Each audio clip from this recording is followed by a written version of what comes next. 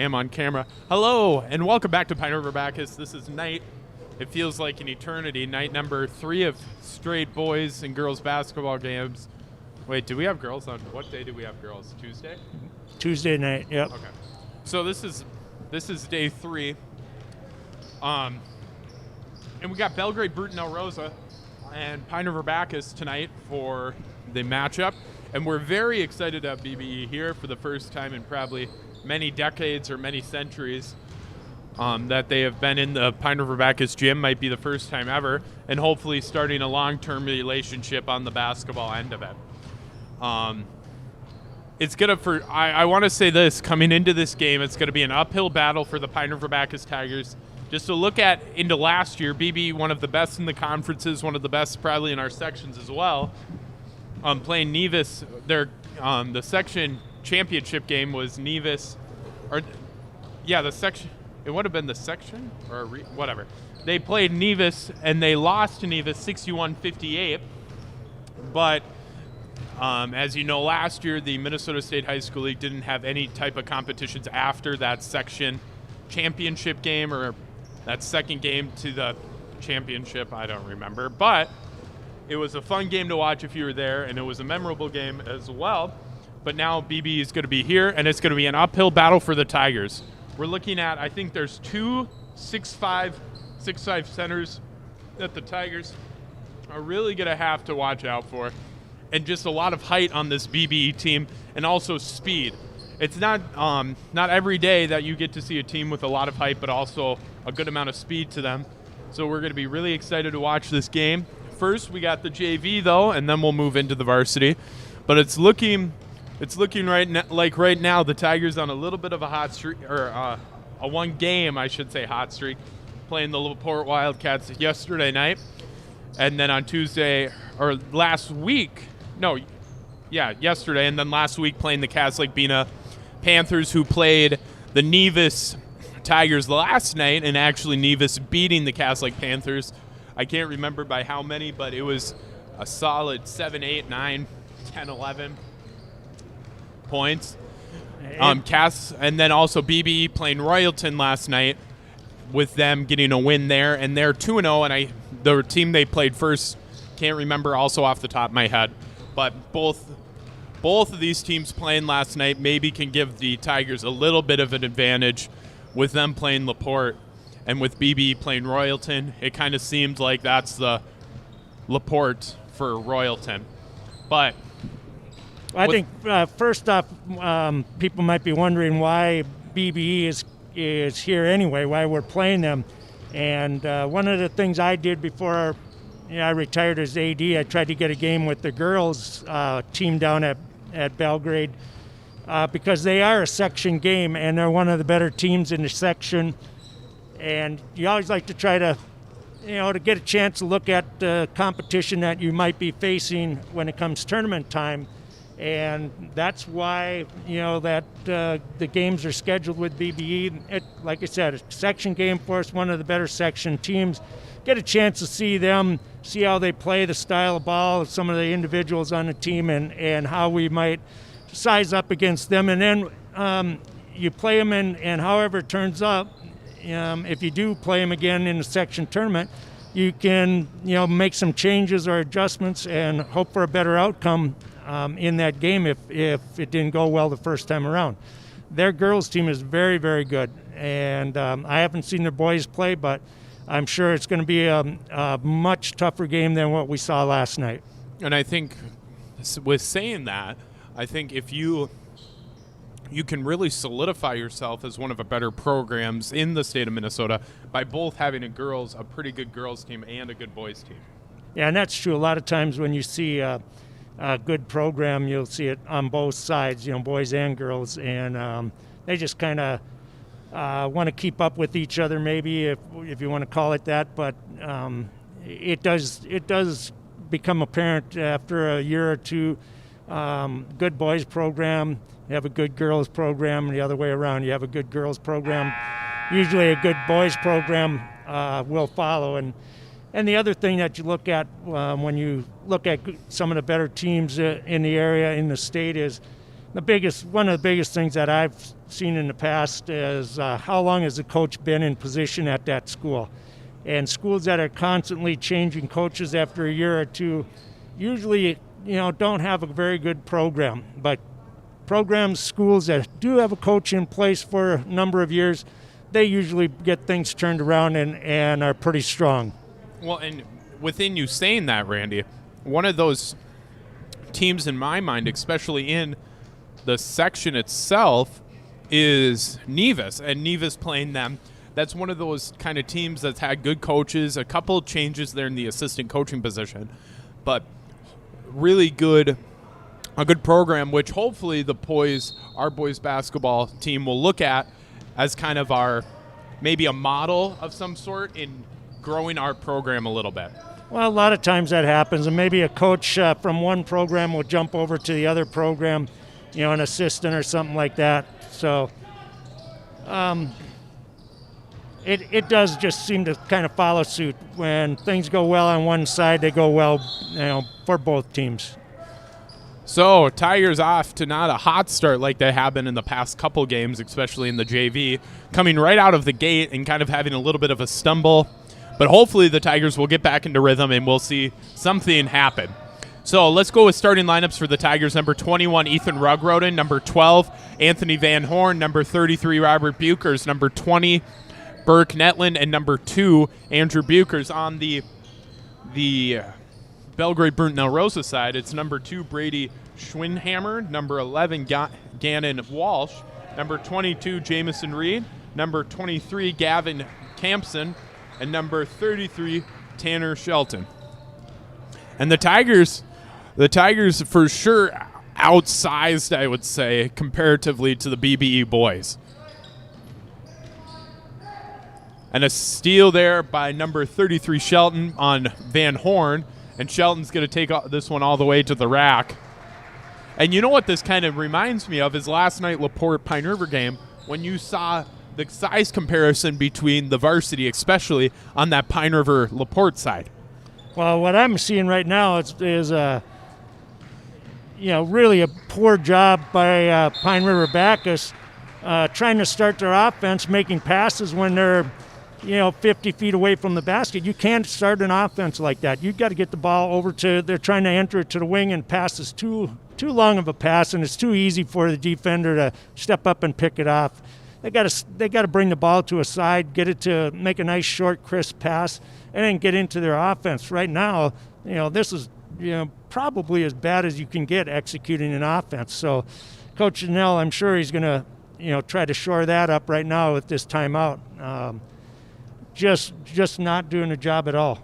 And to give you I don't know if you could tell by the cameras, to give you a little bit of a size comparison, truly, I would say everybody on the BBE side is about the same size as Robert Bukers. There might be a little smaller in size or maybe even a little shorter, but they're about the size of Robert Bukers. Well, that's probably true, but size isn't the deal that's happening right here. We're just throwing some lazy, sloppy passes. I don't care if a kid is 6'10" or 5'10", they're going to step up and pick those passes off. Yeah, this is going to be absolutely a much more physical team than we saw last night with LaPorte. And you can't do the things that we're doing. You got to get the ball to a side. Van Horn looking to drive into the basket, but picked up his dribble. Bukers in the corner, trying to make something happen, trying to go on the baseline, and he's going to say, boom, BB ball. Well, it's some of the things that, right now we're seeing Pine River do, they got away with last night. You're not going to get away with those kinds of sloppy passes and dribbling like that against a good team. Well, and even when you say that too, Randy, the Cass Lake game, they got away with a few things, but a very disciplined team like BBE, you're going to still see those things they're going to still make constant mistakes off of those. But a good pass there by Bukers to Van Horn. And that was a nice cut by Van Horn and a good pass. That's a little better execution. They got to do things like that, especially when the pressure is coming over, playing those wings. Yeah, take the back door if they give it to you like that. Reed passing it off to Walsh.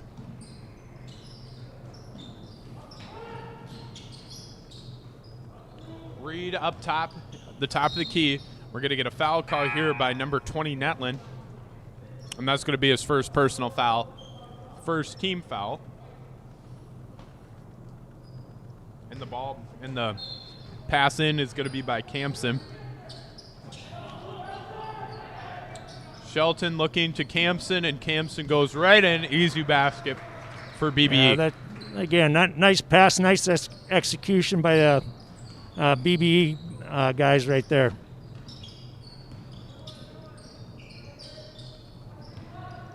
Van Horn up to Buchers on the top of the key. Andrew Buchers driving in, trying to pass to Netlin, but a steal. Campson going right up against Horn, or Van Horn. He'll miss it. He'll get it, and a putback there by number 33, Shelton. And again, we've talked about it, last couple games. Nobody looked to box out a body. They are just looking at the ball. And BBE guy just trailed the play, made an easy rebound, easy shot. You have to look for a body to box out. Good try, a good try there by Netlin on a good pass from Buchers, and not a good pass there by number 11, Walsh. We'll get it back in the Tigers' hand for another attempt, and we'll get a foul call.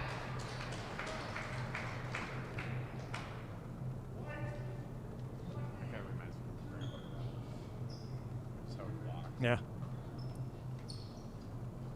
And we're going to get a foul call on number 20 to Reed, and that's his first team foul.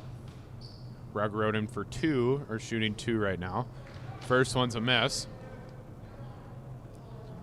I think the Tigers right now just need to defensively pick it up a little bit. They're trailing people instead of leading them, getting in good position, doing a poor job on defense, and then offensively, let's just bring it down and get a good look. We talk about that over and over. Don't waste a trip.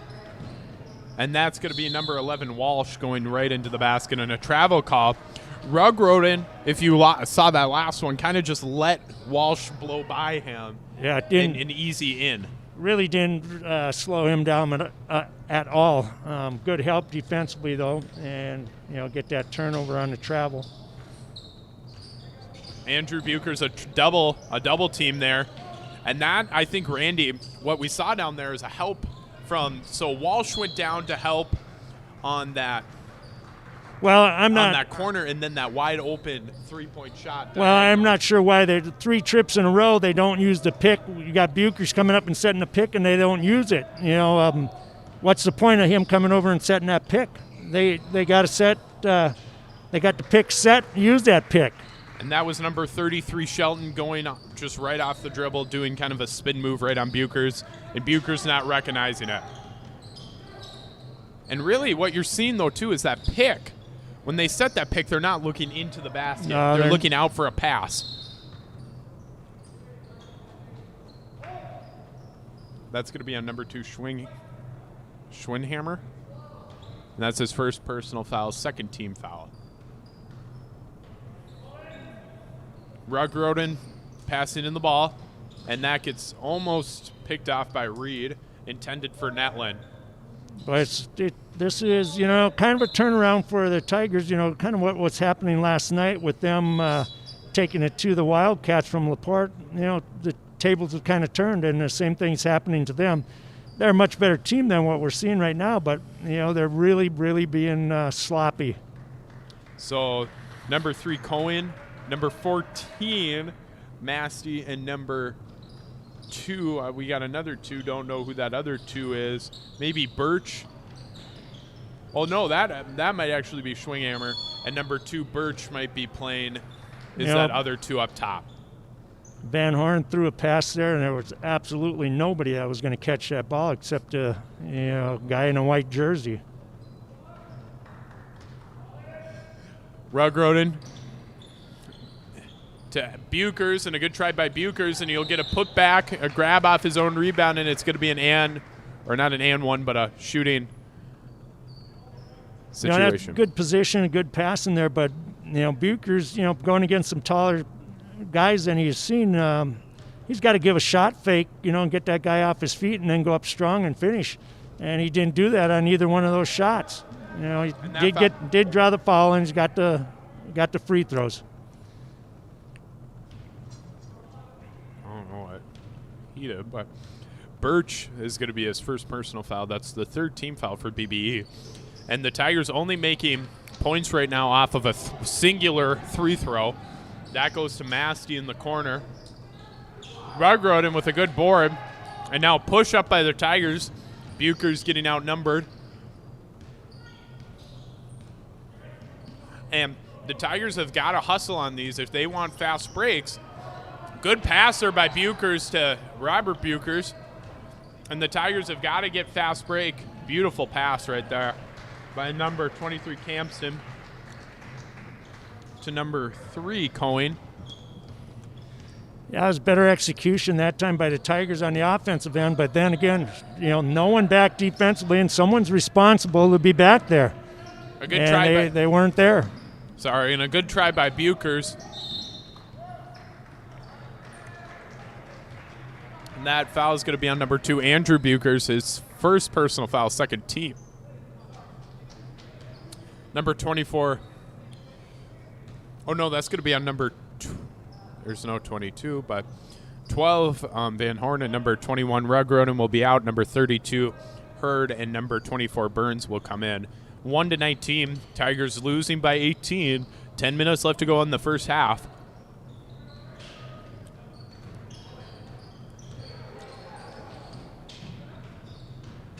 Masty just driving in, and it'll be a foul call on number 2, Andrew Buchers. Just not consistent defense here by the Tigers, which has been leading to really points. isn't. And I'm looking at some of the matchup they got, and PRB is playing man to man, which I think is good, but they're not matching up the way they should be matched up, and it's going to cause them problems. They got little guys playing defense on post guys and big guys on the wing, trying to guard people off the dribble. It doesn't work out that way. So that's Shelton has then come in for 23 Campson, and Rugroden, 21, has come in for 32 Hurd. Buchers to Robert Buchers, number 33. Rugroden trying to see if he can pull a move on Schwinghammer. Netland driving into the baseline. Buchers pulling a 2 right there, and a good try by Buchers. And that was a good shot. Patience, passing, good shot in return. A little bit better. That was a good shot on the offensive end that time.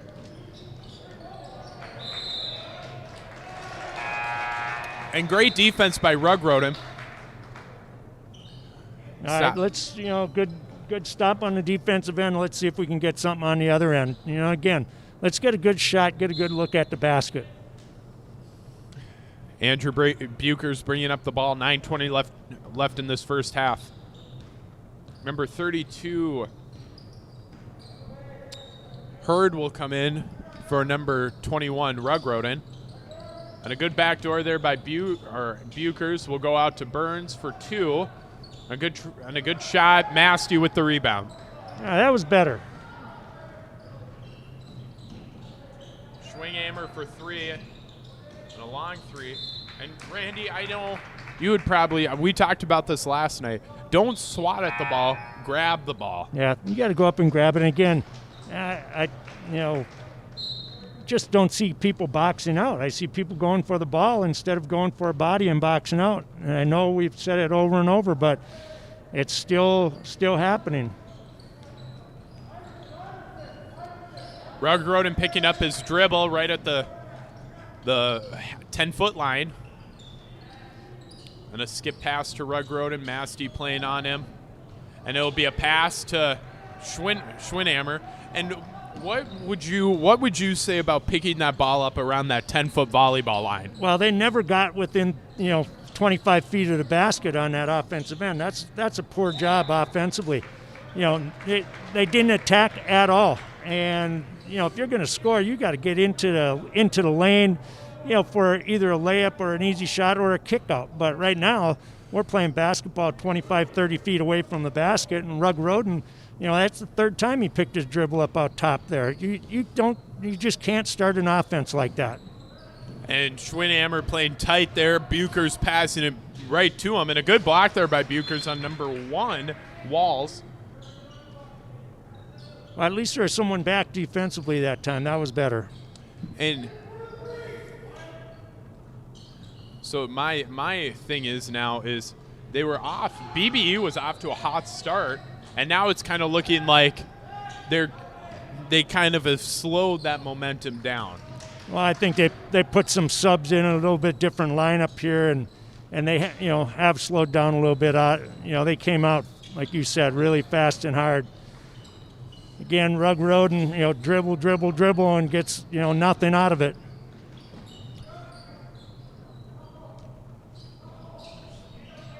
So Wall's looking to pull a move here on Buchers. That gets passed out to number 3, Cohen. Cohen with kind of a jump shot, and Buchers yet again not grabbing the ball, trying to swipe that ball back.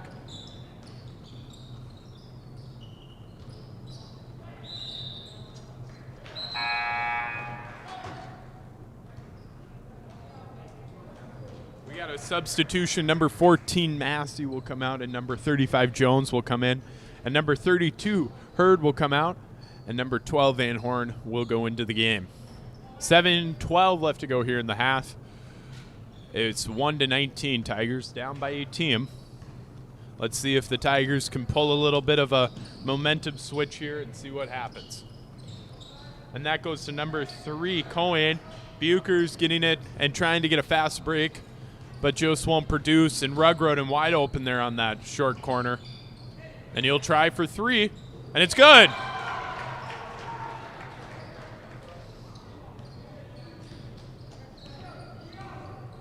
All right, we need a defensive stop down here now. And Burns is sitting behind his guy defensively. He's just not going to be able to do that and have any success.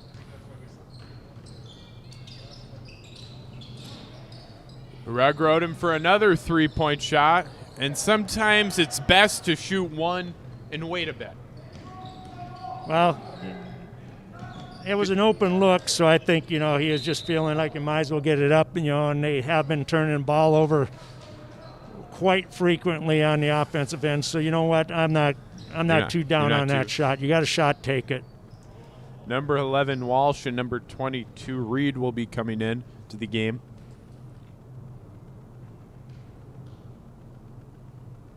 And that's number 33, Shelton, shooting those two right there, 4-22. This is a coach and me speaking, but let's watch our bottom 2 guys, Buchers brothers down there. Let's see if they box out or if they just go for the ball here.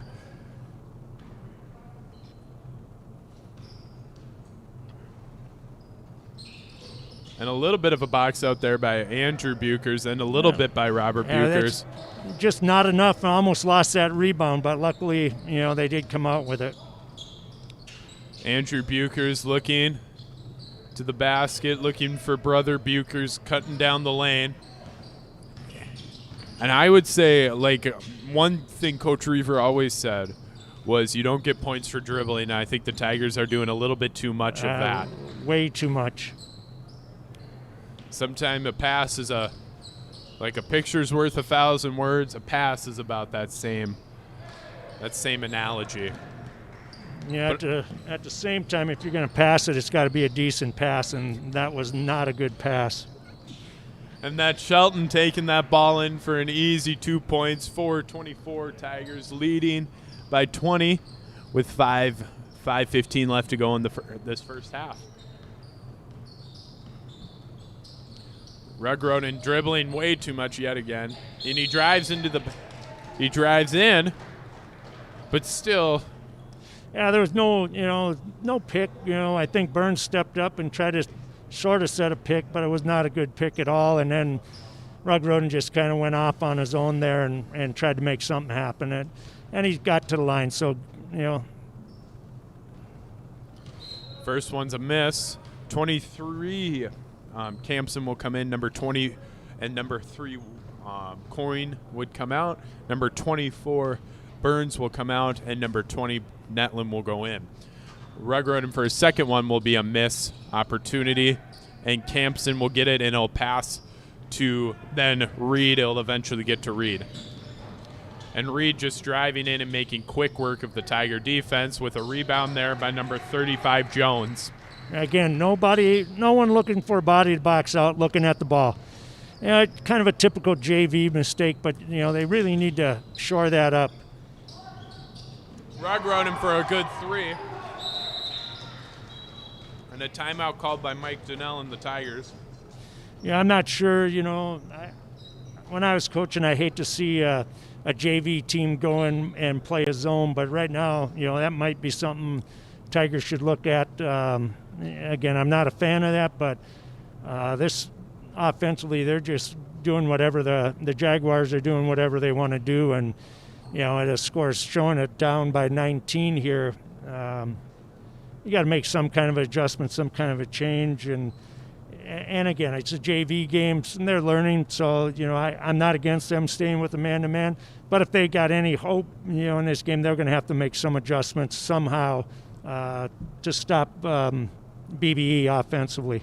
And I think too with that, going along those lines, Randy, is that if the man-to-man has clearly not been working for the past 10-ish minutes and you're down by this much, and you've seen every single time the Jaguars come down, they're getting just kind of imposing their will, it might be best to move into that zone situation. Well, they're going to stay with man, and I think that's fine, but you got to pick it up a notch. Rug Roden, playing defense, he's 25 feet off his guy. That's not defense.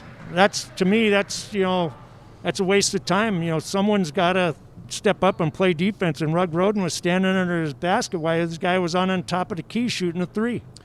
And that play basically sets up that 3-point shot by collapsing to, you could virtually say, 2 screeners to make sure that guy can't get to that 3-point shot. But still, he was still a ways back, even with the play designed to keep him away. And again, it was designed that way. He was nowhere to be seen, and his teammates got to help out also. And there was no one there to do that. And Van Horn loses it. And it'll go to number 2, Schwinghammer. Oh, no, that's Birch, my fault. And that's number 11 with the 3, Walsh. And Rug Roden getting a rebound. And it'll be stolen by, I couldn't remember, number 22, I think Reed. And that's number 23, Campson. One of a real fundamental mistakes there made by the Tiger. 2 guys going to the ball, no one picking up the wing on the left side, and easy layup. That's just communications that they obviously did not make. And I feel like the Tigers right now are playing a very stagnant offense. You're not seeing a ton of movement, and I think that's where the dribbling comes into play, the more dribbling because of the stagnant offense. Well, that time was good cut by Burns, good pass, and had a look at the basket on the offensive end. Need to do more of that.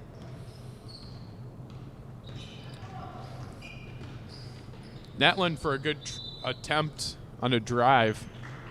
Again, I'm not sure where Netland was going with that ball, but get yourself underneath the basket as far as he did. There's no way you're going to score that shot. He maybe thought that it switched. It turned around the basket.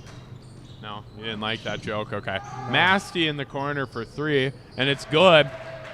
And you're seeing right now a lot more of a fluid offense from BBE with not a ton of dribbling, a lot of passing, which is creating these opportunities to make it 7-31. You're right. A lot of good passes, but they're setting good picks for teammates to get them open. There's a nice drive by Rug Roden. Brushed off a pick there and got to the basket. We're going to get a travel call, making it 9-31, 2:30 left to go here in the half. And I would say the Tigers going into halftime have got to make a lot of corrections to mistakes that were previous or made in this half to maybe give them a chance to come back and get a few more points. He was throwing that one to Bacchus, Minnesota. Nobody really there. Mistakes like that are things that drive coaches crazy. It's just an unforced, error like that, throwing the ball out of bounds. Those are things that just should not happen. And so Shelton will come in for Reed, number 22. Masty trying to drive down the baseline, kicking it out to Walsh, and Walsh just driving in. Bucher's getting a rebound on the backside of Shelton with a, I don't know what you call that. Yeah, nice drive, little runner, got it up and, dropped it in. It wasn't pretty, but, we'll take it. Masty for 3. And I don't know, Randy, if you saw that. Was there a really good closeout on that one, or was that one just kind of left wide open to shoot? It was left wide open, and there was no closeout at all. Ruggroden driving to the basket. And we got 2 subs coming in. Walls and number 3, Cohen, and number 2, Schwinhammer. I think. Yep. Defensively, the Tigers are just, everybody's a step or two late off their guy, losing their guy, and not doing a very good job at all defensively. And again, against a good team, you're not going to get away with sloppy defense or sloppy offense. And we're playing sloppy basketball right now. And Hurd coming out. And Burns, or Hurd coming into for the Tigers, and Burns coming out, and then Birch, Walsh, and I can't remember who the other one was. I think it was maybe it was number 23. Campson is out, and now the Tigers, with a minute left to go here, 11-36, BBE leading. Van Horn running it around the horn virtually with how much dribbling there's been tonight. A good pass. Bucher's trying to go to work down low. He'll go up, and a good attempt there. But a good job by Bucher's just going up with the ball, even if the defensive hands are straight up. Yeah, not bad. He got down into a pretty good, range. Again, on the perimeter right now, Pine River Baptist is not playing any defense on the perimeter. People are just driving around, whoever they want to drive around. Just doing a poor job. And now Ruggroden having that ball, dribbling too much, picks it up. And number 33, Shelton will take that ball right to the rim. Hurd getting a rebound, getting it to Ruggroden. 5 seconds to go. A pass, which should have not been made in a travel. But one of my things I would say right now that the Tigers have to fix on the offensive end is way too much dribbling. Yeah, they really are. You like to have your kids catch the ball and look and see what's going on in front of them, offensively. Take a look, see what's there, see if there's anything there. Okay? Then maybe, put it on the floor. Maybe somebody will come up and set a pick for you. But first thing, always catch the ball, look. And right now we're catching. 5 seconds to go. A pass, which should have not been made in a travel. But one of my things I would say right now, V game. And what you just saw there on our screen was an instant replay, which we have, Mr. Brent Passarella, our stream coordinator, has been working out right now. And what you saw from number 1 there on the or number 2 Schwinghammer with that last one almost made almost a full court shot. Yeah. Certainly 3/4 court. Which would have been cool and probably would have maybe got a little fire under the Tigers' butts on that one. But with about 4 minutes left to go here between the halves, we'll take a break, and this is your Tiger live stream.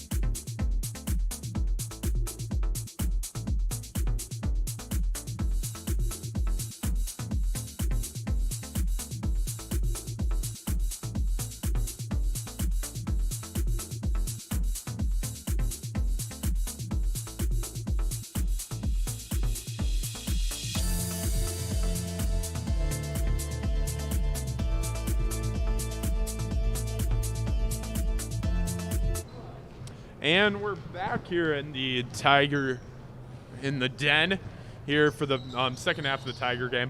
And, I think the tables have really turned from last night on the Tigers. This is really kind of showing them how LaPorte felt last night playing them in the same exact gym. Well, it really is the total turnaround. Situation's been totally turned around on them, and it's not all bad. Now they know how the Wildcats probably felt last night, and it's not. I've been in that same situation with teams that I've coached. You've been on side where things have gone really well, and you've been on the other side when things haven't gone very well.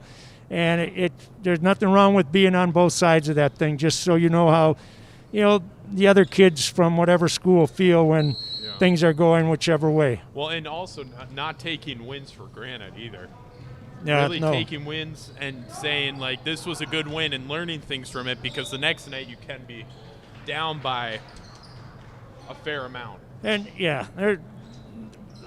this game, what I think you need to do now if you're the Tigers is, again, we talked about, let's try to short things up. Let's try to get into an offense, that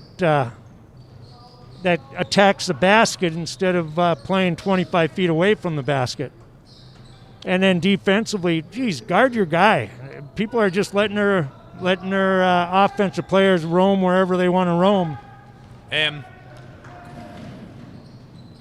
like Coach Chanel just said, that was a lot better possession for the Tigers. It was a better look.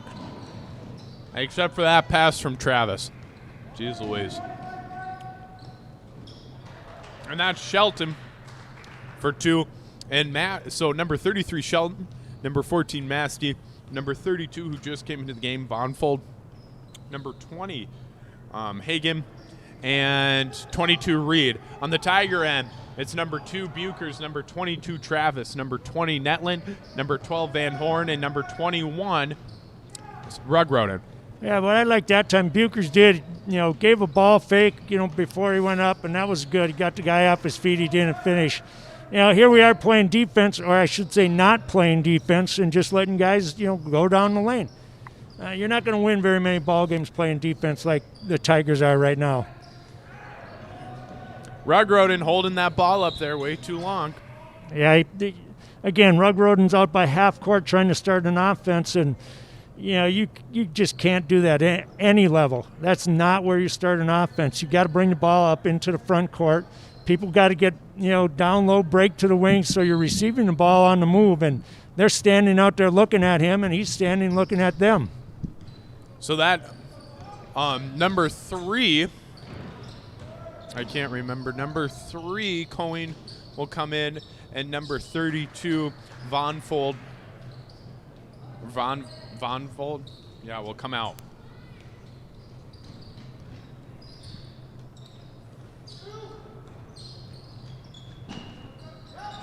Travis trying to drive baseline, kicking it out to Netland. Rugroden up top, going to Van Horn, and now we're starting to see a little bit more movement. But geez Louise. But did you, on that last one, it looked like a 5-out situation, something you would play at the end of the game with no movement and just a little bit of passing. Yeah, I guess I'm not sure what the Tigers are trying to do offensively. They're trying to run some picks off the wing, but haven't really seen them executed very well. And a pick there by Travis, or an almost pick, and then a pick off by Vonvold. And Travis trying to get it out of the hands of 20 Hagen. And he won't really complete his task of that, but it'll go out of bounds, and it'll go back to BBE. Nasty looking inside there to Cohen. We're going to get a foul call here by Netland. I think Van Horn's got to get around that guy defensively. He's sitting on his backside, and guy just backed him down, and Netland came in and helped and picked up the foul. Nasty looking downside, or inside, my fault. And that will go to Reed, and Reed will try for a jump shot, and really no grabbing of the ball by either team on that time, that attempt. Masty looking inside there to number 3. Just Cohen. what we said. I just said Van Horn cannot sit behind him like that down in that low post area, and there he is, and they, throw him the ball. Good job by BBE to give him that ball down low. That's an easy position to get the ball and score. Well, and the Tigers have just kind of been looking. And Rugrodin's saying he needs water, so number 24 Burns will come in. I think Rugrodin's one, he's been playing very hard, and one offensive threat, him and Buchers, that they've really had tonight, but he can't do it all. Van Horn playing there, Reed, and a good pass from Reed to Cohen, but Reed will get a putback, and it'll be a foul call. Again, I looked underneath the basket, and there's 3 black jerseys all standing looking up at the basket, and nobody looking for a white jersey to box out. And too many times that white guy's going to be moving and get the rebound, and then it just what happens. You get a foul coming in over the top or hacking them, standing alongside of them. You got to find a body. You got to box out. And Reed will miss his first. 12:30 left to go here in this game. 11 for the Tigers, 46 for the Jaguars, and Reed will make his second one, and now Bucher's bringing it up the sideline.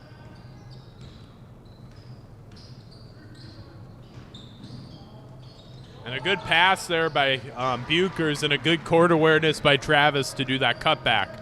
Look, Bucher's got the ball in up the court inside the free throw lane, and we're able to get an offensive look, where we haven't been doing that for most of the game.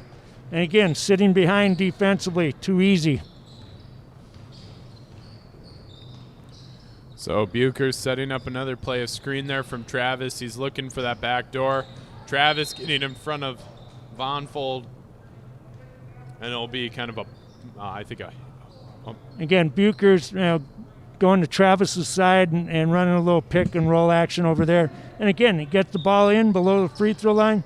Now you're in a position to run an offense. You can't do it when you're standing out by half court trying to start an offense. So Jones, hopefully Shelton. That'll continue. Sorry, I cut you off, Randall. It'll be Jones, Shelton, and Schwinghammer coming in for the BBE, and number 12 Van Horn coming out, and number 21 Rugrodin coming in. 13:49, 11:40 left to go, and that's Shelton for 3. Travis getting the rebound and trying to push that ball.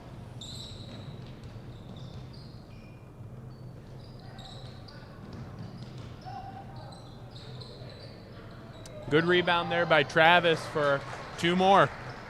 That was a good follow by Travis, and BBE did the same thing the Tigers did. Everybody's looking up in the air, and he was able to slide in and get the easy putback. So Shelton looking inside. He goes to Cohen, and then Shelton getting a putback there. And there was a lot of clapping from the fans early on for BBE, and then it's kind of died down a little bit.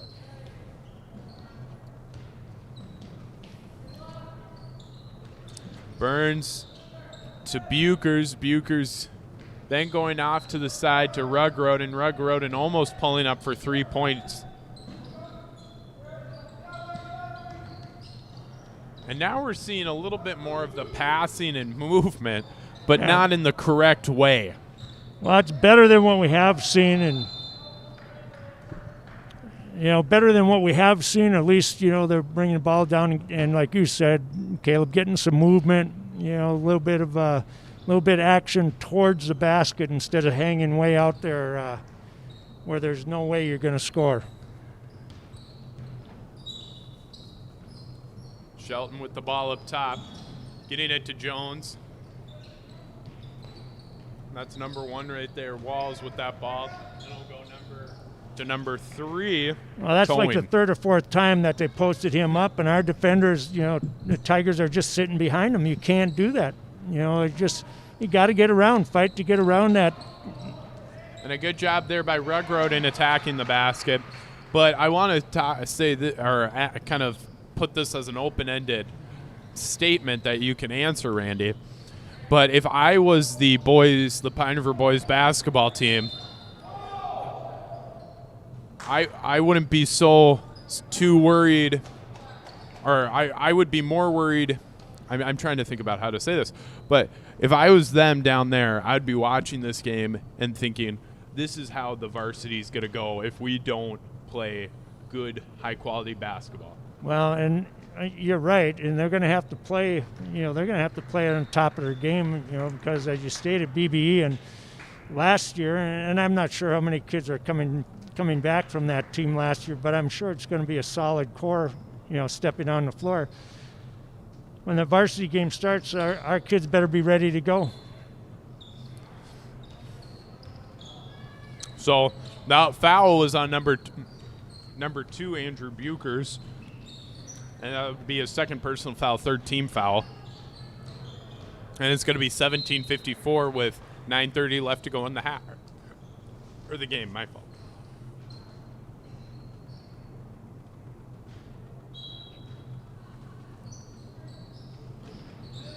Travis looking to drive in, and a good attack and drive there, and going right up into the contact. And again, look where he shot that from. Got into the lane, and that's where you want to go with the ball if you get the opportunity. And he was open and hits a nice shot.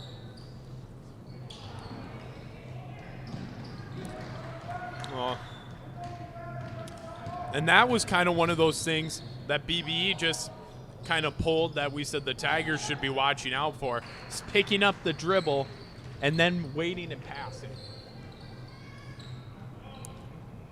Again, an easy offensive rebound and putback by the Jaguars. Rugroden driving in, and it'll be a miss. Travis trying to get a rebound, but also not trying to get a foul on Vonfold down there with number 32. And that's number 1, Walsh, with that three-point shot. And Vonfold doing a quick little spin move. And it's just I really don't understand. We have 4 black jerseys standing out watching the Jaguars get 2 and 3 shots. They're standing out on the perimeter. Nobody's going in the lane to rebound on a defensive end. And a good try there by Rugroden. They're going to get a call there on Travis, number 22.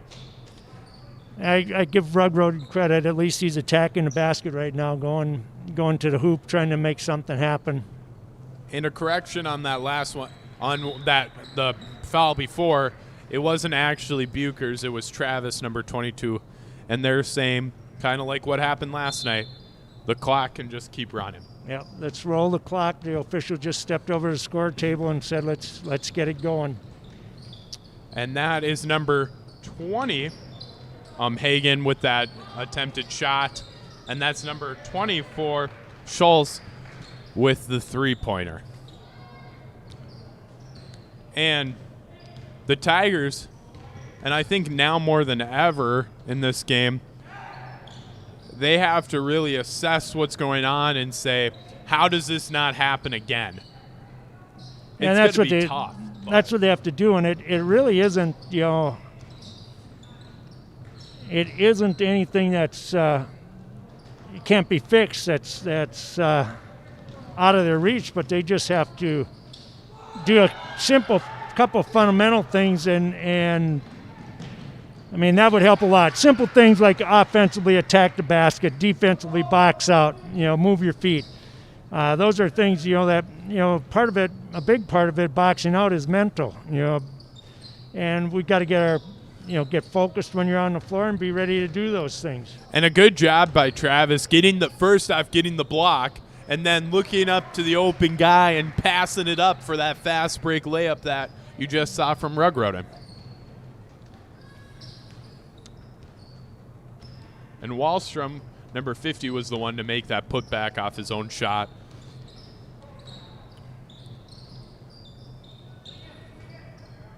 Hurd. Oh, it might have been a travel, but I think they kind of let it go. Travis driving in on Masty, and it'll probably be an on-the-ground situation. Or is he shooting 2? No, he's shooting 2. Good drive by Travis. Again, good things happen when you attack the basket, and especially early in this game, we're standing out there 25 and 30 feet from the basket, and nothing really good happens when you do that. And I would say this too. Number 32 Herd will be coming out. Number 2 Buchers will go in. But early on in the game, I would really want to say that if the Tigers made a few more free throws, because it wouldn't be close, but it would get them a little bit closer in their endeavor to try to win this game. Well, I'm not even sure if they had very many opportunities, but every little bit does help. That's for sure. Mm-hmm. And now that was number 20 who tossed that to Hagen got that to Andrew Buchers there himself, number 2. It'll go right off the foot of Rugroden.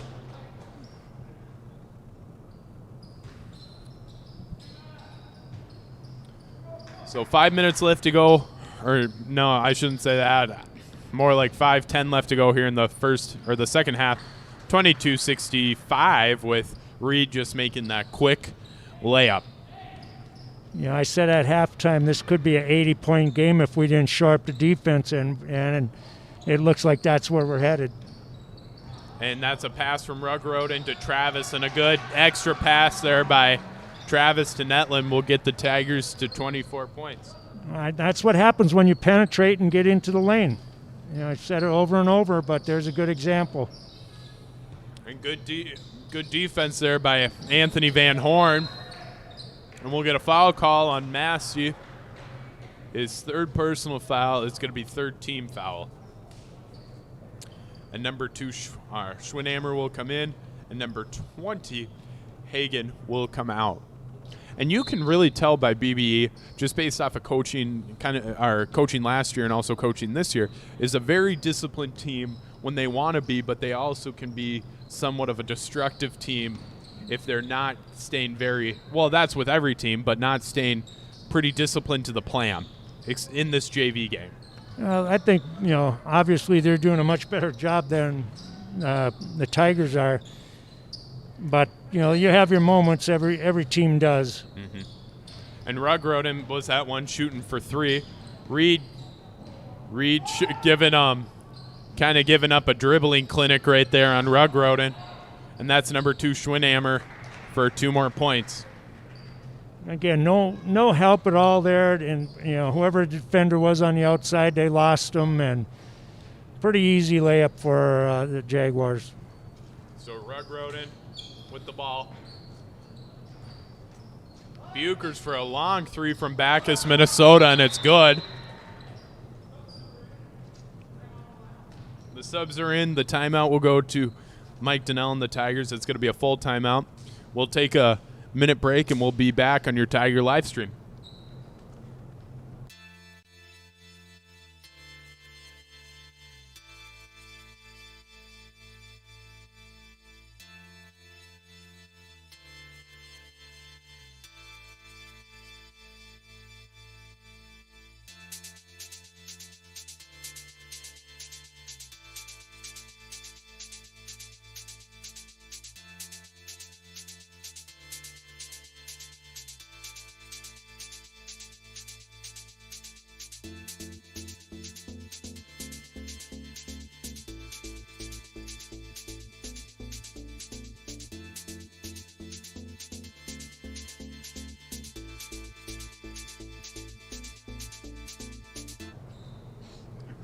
And we're back after our minute break.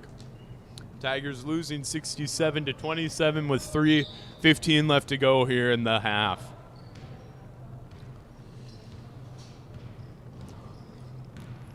Netland playing defense there on number 1 Walls. They'll go out there to Schwinghammer. And that was that other play where you saw the distance created, and then still with that distance created, Rugroden was just not able to get there. And we run a play just like that with our girls team, and it is good play, but you got to get people to help out, and nobody made a move to help. They set a double pick up there, and the shooter comes up between there. Then the defenders on the Tigers right there just kind of stood and watched the guy step up. They gotta come out and help a little bit. Travis with the ball for 3. And a pretty good shot there, especially when the kid doesn't have a closeout on you. And A super easy pass and a super easy basket there for number 50, Wallstrom. And a pass up to Netlin. Netlin will go up into the contact and get an and one situation. No, Or not an and one. Gets 2. He gets 2. Jeez Louise. Thank you for the Good pass ahead by Travis. I'm not sure again who's guard number 50, but he had the easiest shot you could ask for, and didn't quite hit it. So Tigers, Netlin shooting his second one, and Buchers will get a rebound.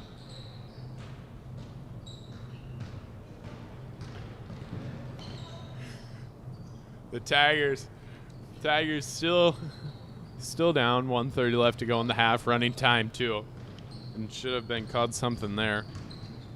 And that's number 24, Schultz, going in, and 24 with a charge. A little bit better. Somebody stepped in there and took the charge. You know, you got to do things like that. And so number 24, Burns, will come in. Number 12, Van Horn, will go out. And Travis bringing up the ball for the last minute here in the game.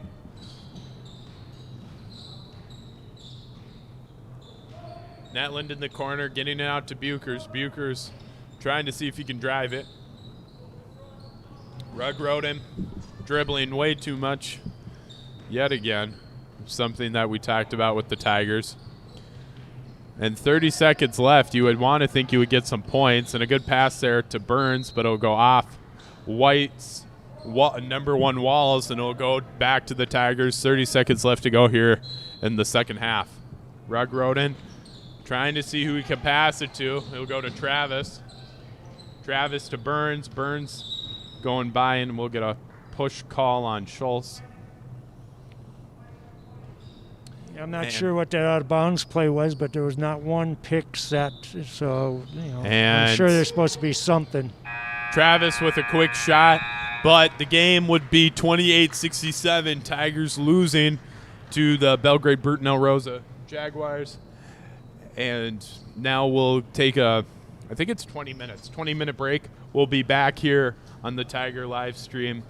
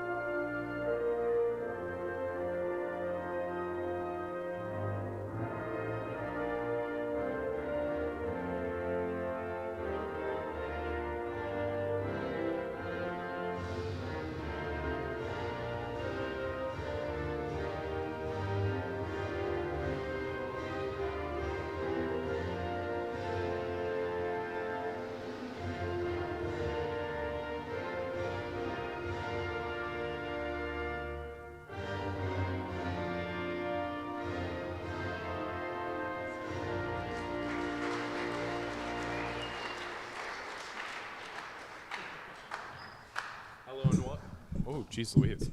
Hello and welcome back to the Pine River Bacchus live stream. We are going to be, this is going to be our varsity game, Belgrade-Brooten-Elrosa versus your Pine River Bacchus Tigers. So we got number 3, Will Van Beck. Number 1, Caden Piper. Number 13, Ashton Dingman. Number 21, Luke Dingman. And number 42, Ryan Schwinghammer. On the Tiger side, we got number 1, Champ Howard. Number 4, Brady Bristow. Number 11, Casey Markham. Number 40, Ryan Struess. Number 23, Jared Hamilton. So after watching that JV game, we for sure, I would say, have some reservations about, the varsity game, just because it was a tough JV game, and we know this is a tough BBE team playing Nevis last year in one of the final games of the section, almost going to the state championship, only losing by 3. So this should be a good game, a good matchup, and a great way for the Pine River Bacchus Tigers to see how they match up against a very good section team. And let's just say this, they're a big team. Belgrade-Brooten-Elrosa does not lack in size in any way, shape, or form. So it's going to be tough for the Tigers, especially down low, to really get those points that they need to get or to keep them off the board. Well, I think the quickness is going to be maybe the advantage that the Tigers have here, but we'll have to see. Once we get this thing going, we'll find out in a hurry. I believe, Struess is really going to have to work hard tonight for the Tigers down low. Oh, my goodness. We got a mask problem. Masking issue right now.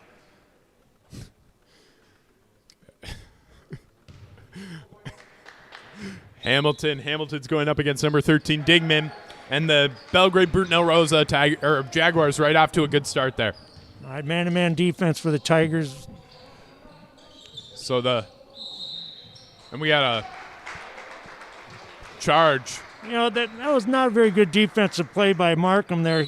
Following his guy away from the ball, which you just don't do. Stay towards the ball. And now we got a man press trying to put a little bit pressure on the Tigers, but nothing too crazy.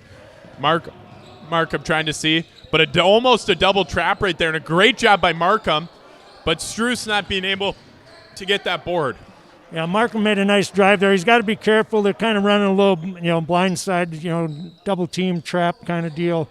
You got to keep that ball towards the middle of the floor, keep his head and eyes up. And that's Dingman for number 13 for 3. Howard getting the ball stolen from him, and number 3, Van Beck, taking that one to the hole. Yeah, Champ was just being a little bit too lazy with the ball there, not cautious at all. And now the Tigers getting a little bit of pressure there from the from the Jaguars with a man. Better press. Job now, Markham, keeping the ball in the middle of the court. Now Markham, this is kind of what we talked about in the JV game, Randy, is them keeping that ball so far away from the actual basket that the plays are harder to make. And Howard for 3 in the corner. Yeah, they do. They got to move the ball into the front court. You can't play basketball out by half court. And one thing also the Jaguars are doing a really great job of, and they have an extensive bench, is making their own energy, creating that energy so that their starters and their team can thrive off of it. Van Beck driving to the... Yeah, a little confusion defensively down there, Bristow and Markham, whether they're switching or not switching.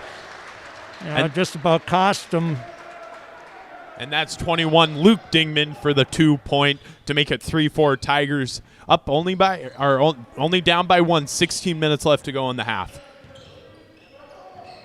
Hamilton looking, trying to square up, see if anybody's going to pass or anybody's going to cut to the basket. Bristow does. But another thing we're seeing right now is a stagnant offense, which we saw in the JV game. Yeah, we got to get something moving here. A lot of people standing around. Struess hasn't moved from the block, the corner of the lane there the whole possession so far. And the Jaguars really creating their own their own energy. And Markham with a great 2-point conversion right there. Yeah, I think that's the quickness that we're going to have to put to use. Markham, I think, is quick as anybody that we're going to probably see this year. And that's 13 Dingman for 3. But really, truly, like what we've kind of been talking about, Randy, that speed and quickness, getting to the basket, driving, being aggressive is a great skill for Markham to use. Yeah, it is. It's something that he's got to take advantage of. Most of his matchups will be in his favor that way. And Piper out to the 3 for Van Beck. Struess, and really no rebounding here from the Jaguars. You're kind of seeing maybe one guy in the paint, but the rest of them are getting back kind of in a defensive set. That is a trade-off, guard against that easy layup going the other way. Hamilton for 3, and it's good. 8-4, Tigers leading, 14:30 left to go.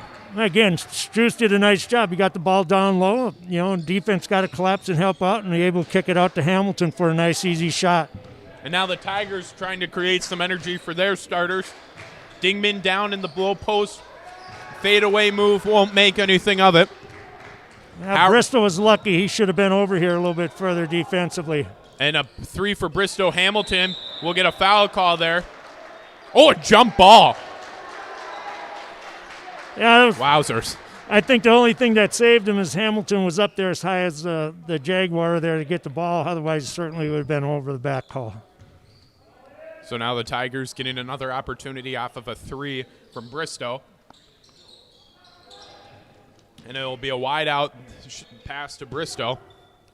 Now the Tigers should try to have a little bit of patience here, but make sure that they're still aggressive to the basket.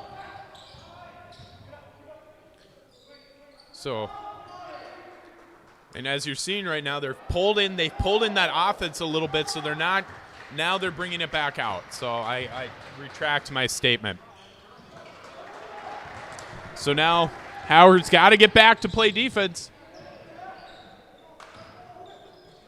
Yeah, I think on that drive, Champ Howard got caught in the air, nowhere to go, tried to throw something up. Defender got his hand on the ball. And Dingman for a long 3 shot. Sorry to cut you off, Randy. You can't let people, he didn't make that shot, but he was wide open, and, those shots will start dropping, I'm sure, for the Jaguars. Tigers got to make sure they get out and, contest those guys. Bristow, nobody really looking inside right now to see anything going on. They're just thinking about that next pass they can make. Struess got to work a little bit in there for the ball. He's being pretty complacent right now. And like we've said, or like a lot of basketball theorists have said, is if you work it inside, you'll be able to kick it out and make those 3 open, or those open longer range shots. And Howard from the short corner for 2. Dingman will get the rebound. And now go to Van Beck in the corner with Dingman shooting for 3. Markham with the rebound. And just not something that needs to happen there for the Tigers. Yeah, not on the same page. Him and Hamilton just weren't thinking the same thing at all that time. So 12 minutes left to go here in the first half. And there hasn't been really big changes right now. But a foul right there on number 4, Brady, or a foul that Brady Bristow committed on number 1. Piper will be his first personal foul, first team foul. BBE sets a lot of picks away from the ball, and guys are getting they're getting some open looks, and they got to be careful. The Tigers got to get out on those shooters and not get caught and hung up on those picks. And if they do, there better be a switch, to get out on those guys. And so now number 4, Peyton Winter will come in, and number 24, Andrew Weller, will come in for number 42, Ryan Schwinghammer, and number 21, Luke Dingman.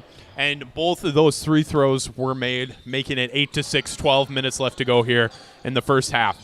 Markham seeing if he can work that baseline like he has already. And an attempted pass and it's stolen there by Weller. Well, Markham picked up his dribble in a corner, and that's really a mistake. You can't pick the ball up in a corner when there's 2 defenders there. You're going to get doubled every time. And bad defense there by the Tigers. They're lucky that that number 4 Winter didn't get that 3-point shot. And again, no, I'm pretty sure those shots are going to start falling for the Jaguars. They're pretty comfortable out there shooting them. We got to get defenders out there. And what this team kind of reminds me of is like the 3-point shooting of a Cass Lake, but the size of like a couple previous years, like a Walker. So like nice size, but also would love to shoot the 3 and make it. And Struess getting into the action will miss with Piper getting a rebound. And just no help defense. Yeah, Struess got to step over and help out. Hamilton did a pretty good job, but he didn't contain the rest the whole way. Good job by Bristol going to the basket hard. And I think with this, too, is you're kind of seeing also a little bit, not a ton, because I know BBE will still shoot the 3, but you're kind of seeing them conforming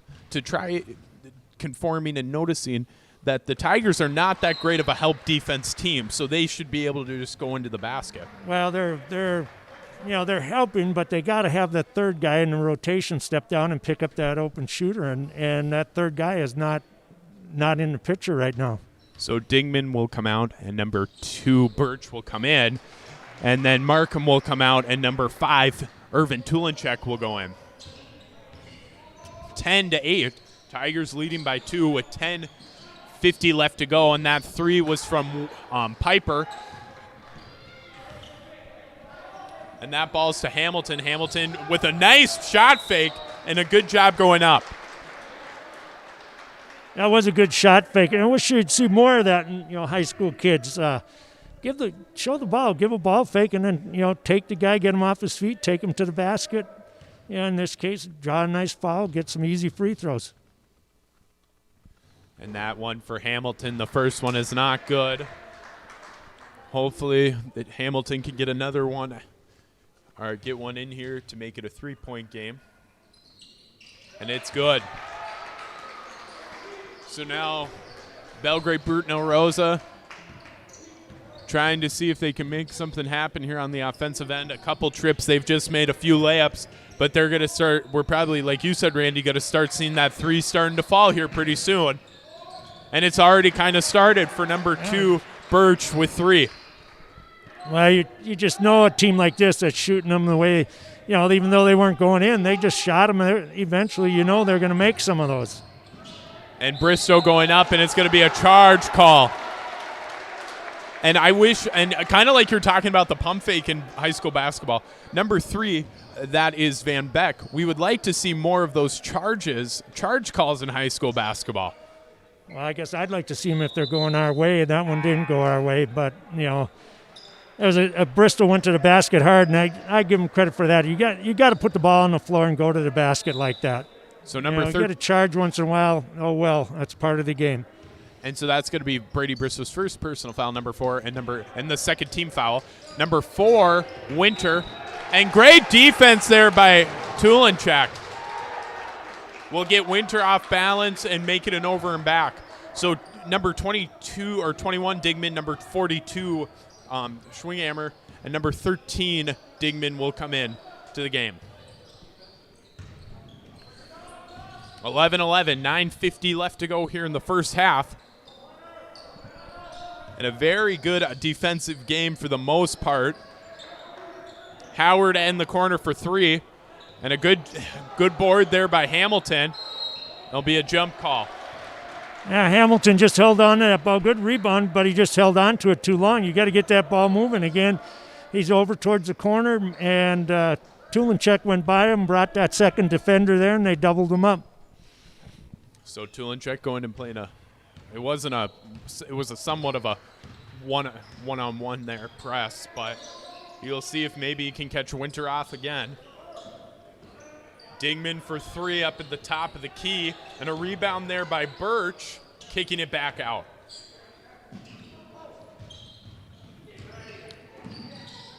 Struess, and that will go Schwingman to Dingman, or Schwinghammer, my fault, to Dingman. Tigers trying to push the ball. Only down by 2 right now. 9 minutes left to go here in the first half. I'd like to see the Tigers try to get Struess posted up down low once and see what he can do down low, against the defender. And they're just, he's not doing it. They're not looking into him right now. And Howard getting deflected by Dingman, and Dingman going right down and almost getting a 2-point shot here. Yeah, I think Champ got a little bit too fancy there trying to throw a one-handed pass. Once you start throwing a one-handed pass, you can't stop it. And he started, the defender stepped in. There's nothing he could do about it except Piper, throw the bad pass and give up a turnover. So Piper and Van Beck coming into the game. I had a thought, but I totally forgot about it. And you're seeing right now Belgrade-Brooten-Elrosa, especially if the Tigers are screening, they're showing on the screens, which makes it a little bit harder for the Tigers to go into the lanes, especially. Well, they're kind of running that offense that, there's a lot of, picking and dribbling on the outside. And, that's a good offense against some teams right now. The Jaguars are stepping out and taking those cuts and the dribble away from PRB. And I like I said, I think I'd like to see Struess post up one time down low and give him the ball on the left side so he can use his left hand and go to the basket and see what happens when we do that. So maybe Coach Ackerman is talking about that right now. I'm not sure, but I do like the defense that the Tigers are playing right now, except for a couple times getting a little bit lazy, taking the easy way around picks when the Jaguars are setting picks. And defense is hard work, and you can't take the easy way out, and we've been doing that and giving them some wide open threes, and they didn't hit them early, but now they hit a couple. So got to fight through picks and get over towards the ball. Don't take the easy route.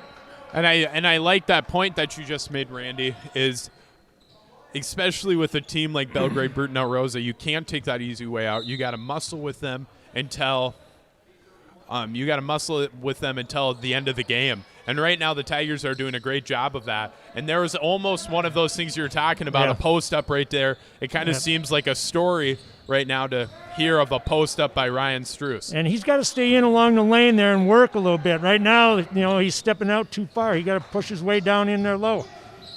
And a charge call on number 4, Bristow. That charge was on Piper. That'll be a second personal foul and third team foul. I like the idea of what they're trying to do, but Struess has got to work and look for that ball.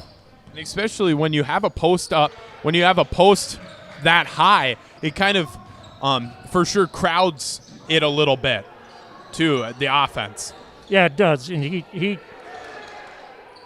he is good down low. We saw him last year, but this year he's just got to get down there right now. And tonight's the night he's got to start, working his way down there and looking for the ball.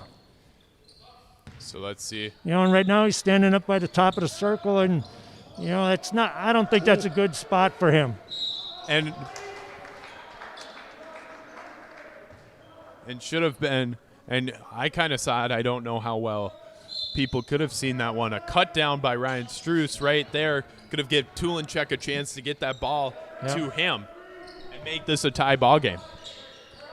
So Struess up top. Now Howard up top.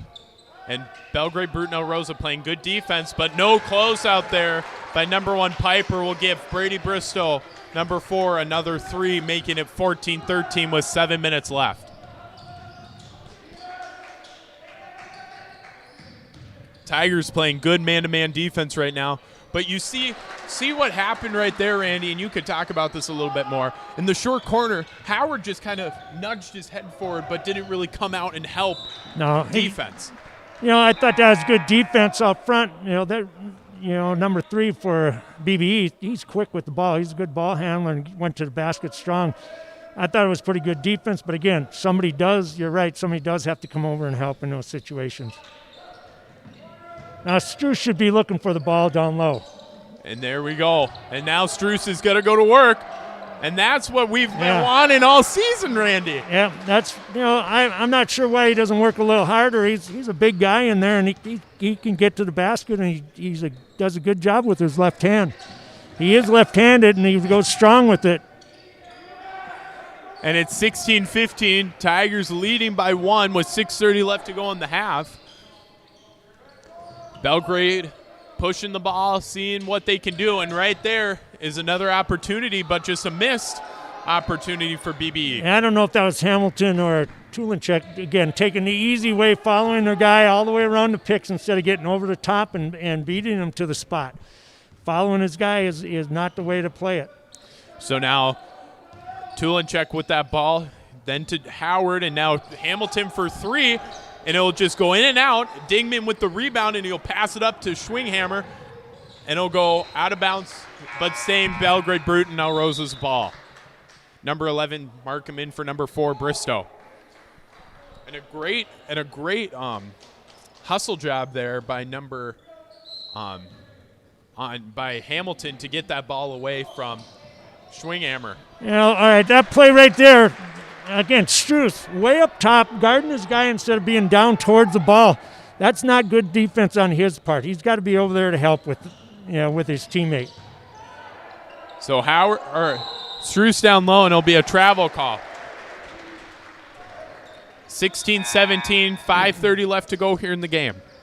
I still like the look though, getting Struth the ball down low. He's got to square up a little bit, get his backside into that defender and take up some space, and then hopefully we can hit him with a pass in there.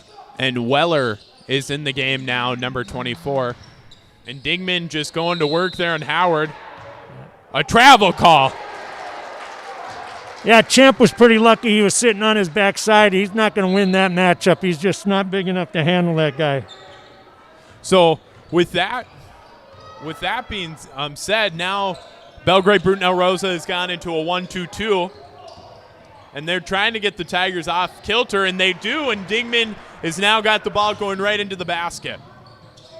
And Weller with a putback almost, and a fight for it down low, and they'll get a foul call on Struth. The Tigers coming down against that little, half-court, three-quarter court, 1-2-2. The way to beat a zone press is to pass the ball. And we tried dribbling through it and cost us a turnover. And that's his first personal foul. 4th team. 16-17, 5 minutes left to go. Piper trying to drive in over on Struth, and nothing can get made of that one. That was a little better job by Struth coming over and helping out and making him change his shot there. And the Tigers playing really well right now, especially with not having as much depth on the bench as BBE does. If you see, I don't know if you're going to be able to see it, but on the bench of BBE, they have a few good JV players, but also a few good varsity players. And Pine River's playing really well with the bench they're given and the players they're given. And Markham with a missed 3 there. And that's number 11, Walsh, for 3. And that's Weller for an and 1.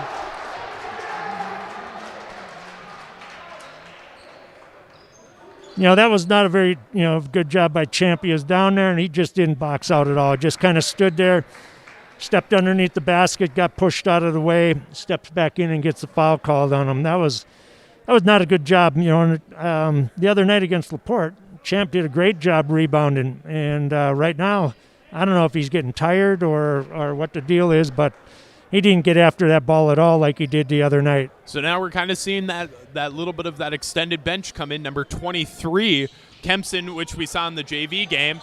And again, Champ right there never boxed out at all, and guy comes in and gets a rebound. Now it's way too easy. And a good rebound there by Howard. Winter. Now the Tigers, I feel like, are being too impatient, and they're just feeling like they need to go. But what they've been seeing at the beginning of this game is patience and good offense can create good attempts. I think that was all right to push the ball by Champ that time, but again, tries to throw a one-handed pass. Once you start, you can't stop, and it cost him, again, another turnover. The Tigers playing a tight man zone. Or a man press, my fault, not zone. 16-19, Tigers losing right now. 3:40 left to go in the half.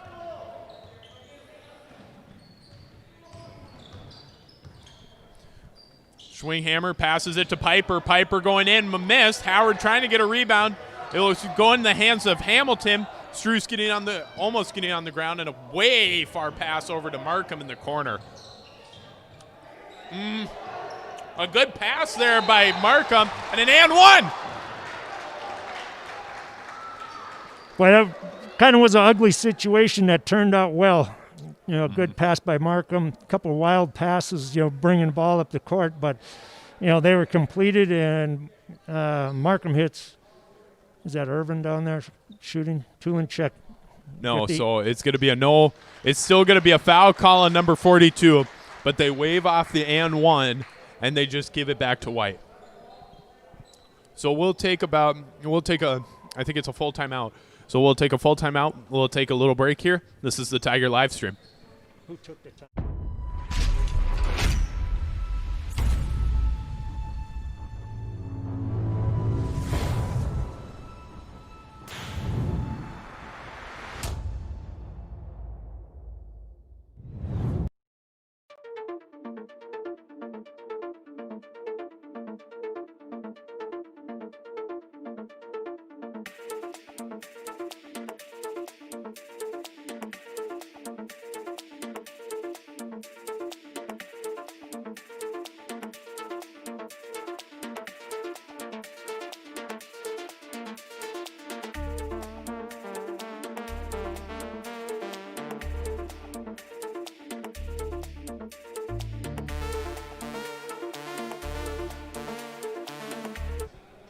Hello and welcome back to a great game right now. 3:16 left to go in the half. 18-19. Tigers only down by one to a very good Belgrade-Brooten-Elrosa team. So Tigers with the ball. It was a correction from Belgrade. They waived that last foul call and just gave the Tigers back the ball. So they're Bristow going out to Struess. Howard trying to go in, and good job going out to Struess, and good passing by the Tigers. Short, though, on that three from Brady Bristow, and number 5, Tulinchek, getting that foul. Yeah, again, we said it a million times already in this short season. Get the ball inside and kick it out. And Bristow got a good shot. Didn't go down, but it was a wide open shot. Nice pass from Struess. You got to do more and more of that. So we got number two Birch. Number 2 Birch and number 13 Digman coming in. Digman going to Birch, and that's close, but Birch then going into the corner to Digman, and Digman seeing that wide open lane and going to the basket. That whole thing was created way down here in the front court. Markham and Howard both went to guard the same guy. Now you have an open person. Everybody has to rotate, and it didn't turn out very well. I'm not sure why they both went to the same guy, but that was a major mistake. And so 2:30 left to go in this half. 18-21, great half here by the Tigers.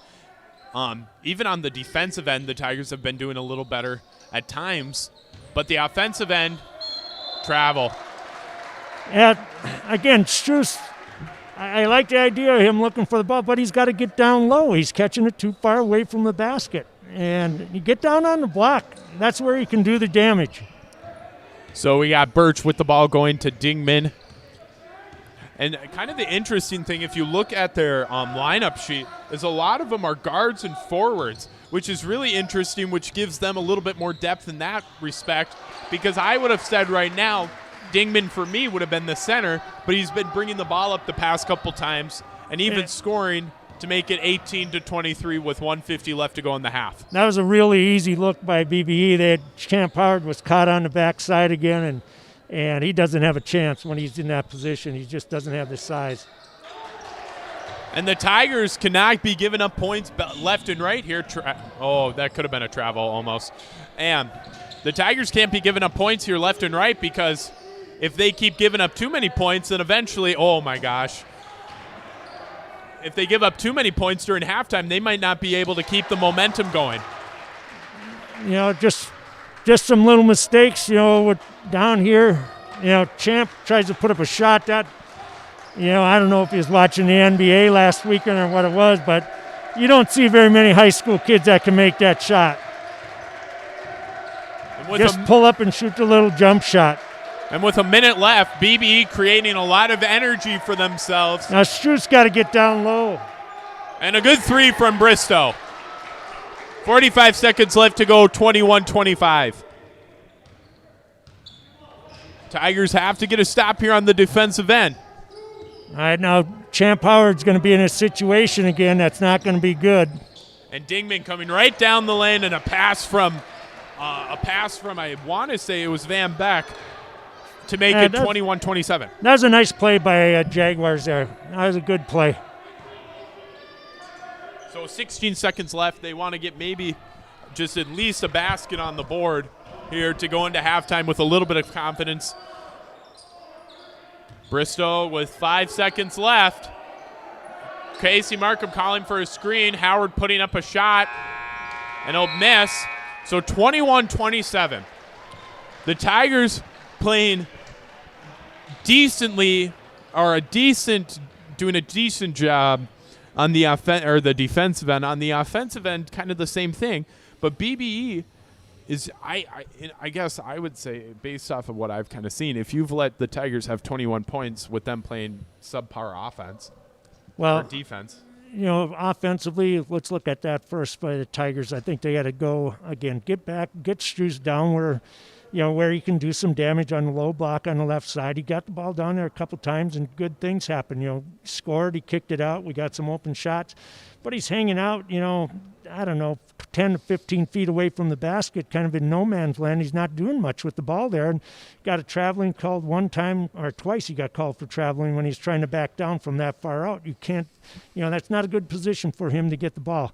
You know, defensively, BBE does a lot of good things, a lot of good picks, a lot of good back cuts and stuff like that.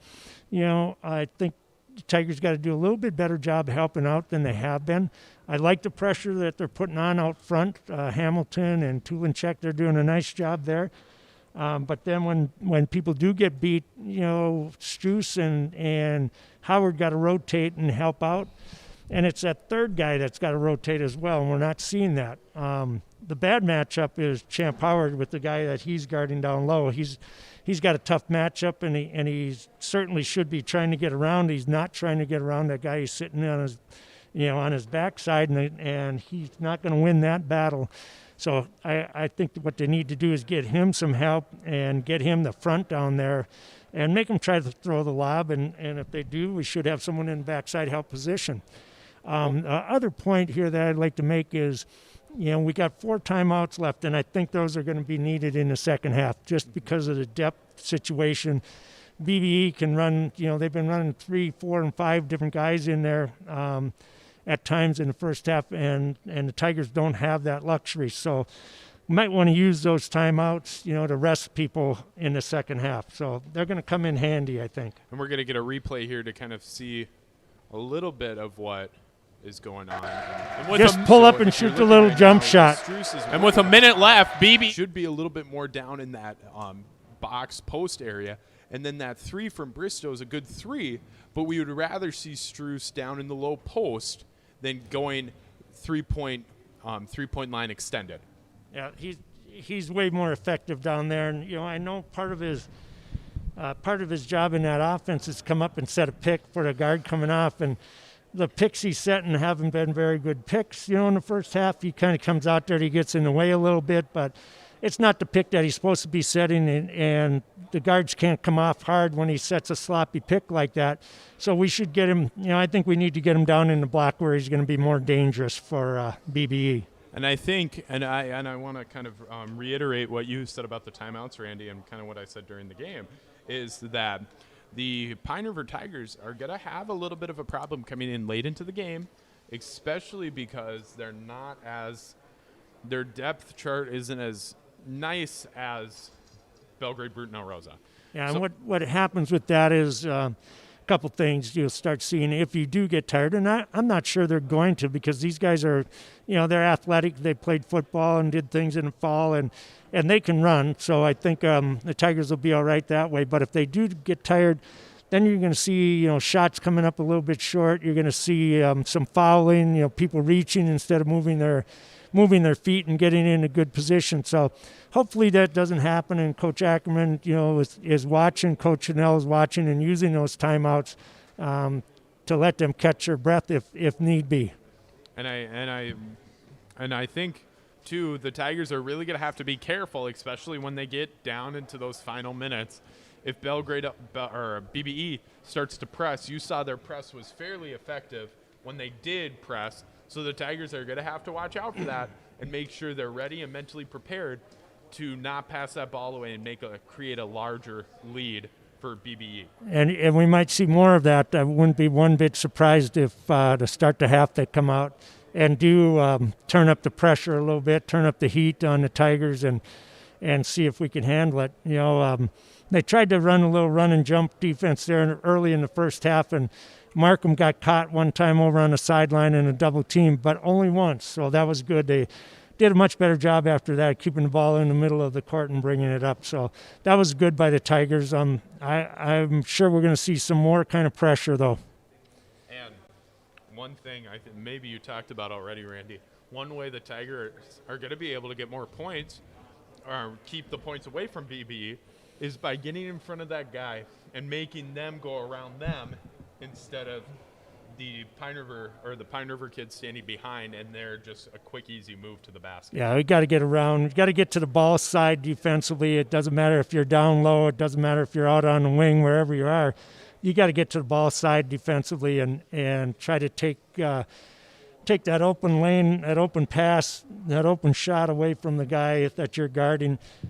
And when you do that, at the same time, you're counting on your teammates to give you some backside help and help if there is a dribble drive that gets by you. And again, Pine River Baptist their kids are quick enough; they should be able to get over and help with that. And what you're kind of seeing right now is a lot of points spread out across the board, which is really nice to see team basketball happening. So we're going to go we'll go for about a 4-minute break. This is the Tiger live stream.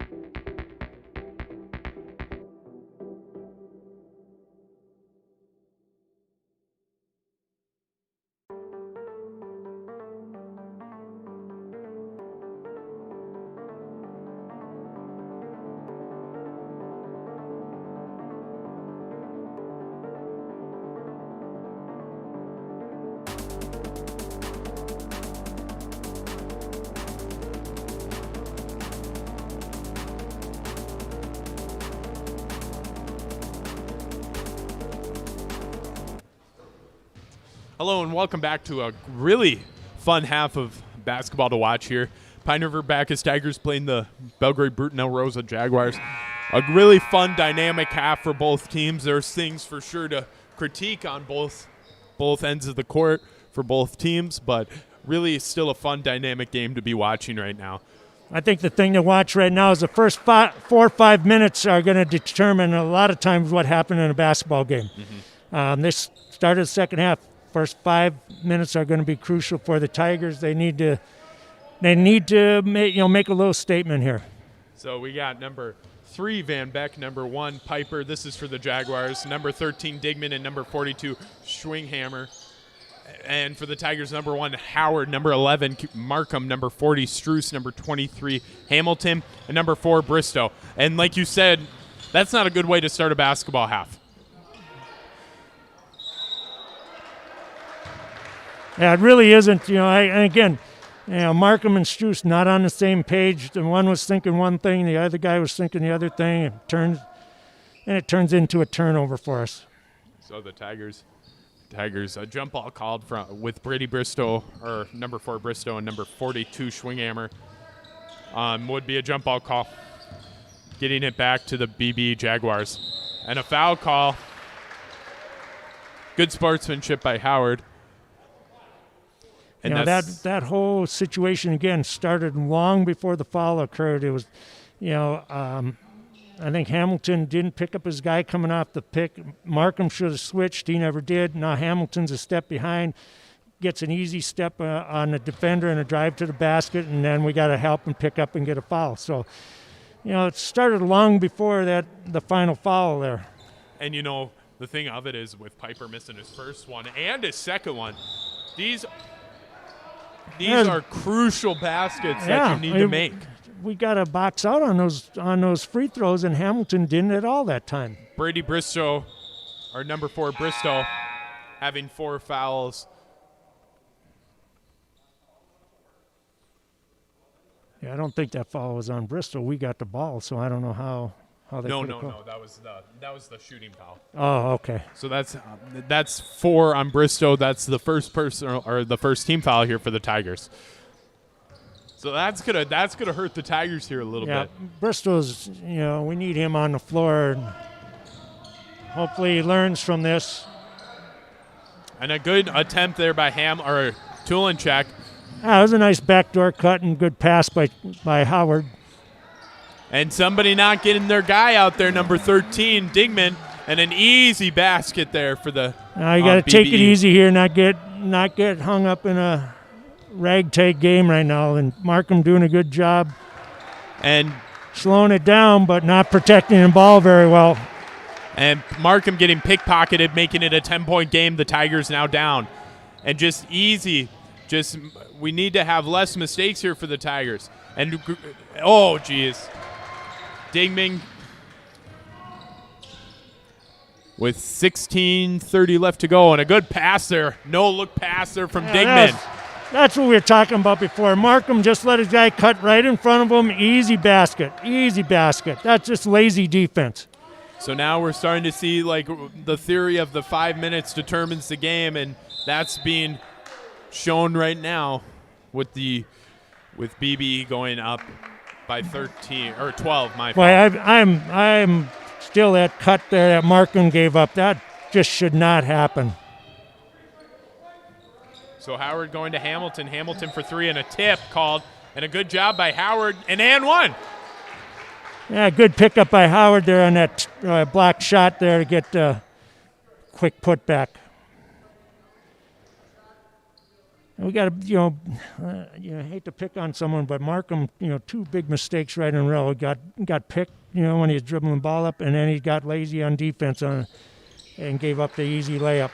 So that's a foul on them. Without Bristol right now, Coach Ackerman doesn't have a lot of options. Markham's going to have to play, but he's going to have to play better than he is right now. And so now that foul was on number 3. Van Beck, his second personal foul, first team foul there for BB. And like we talked about, Randy, was if you get it in low, the high will happen. Yeah, and BBE does a nice job. They penetrate, they kick it out, they can do both. That time, get it inside for an easy shot.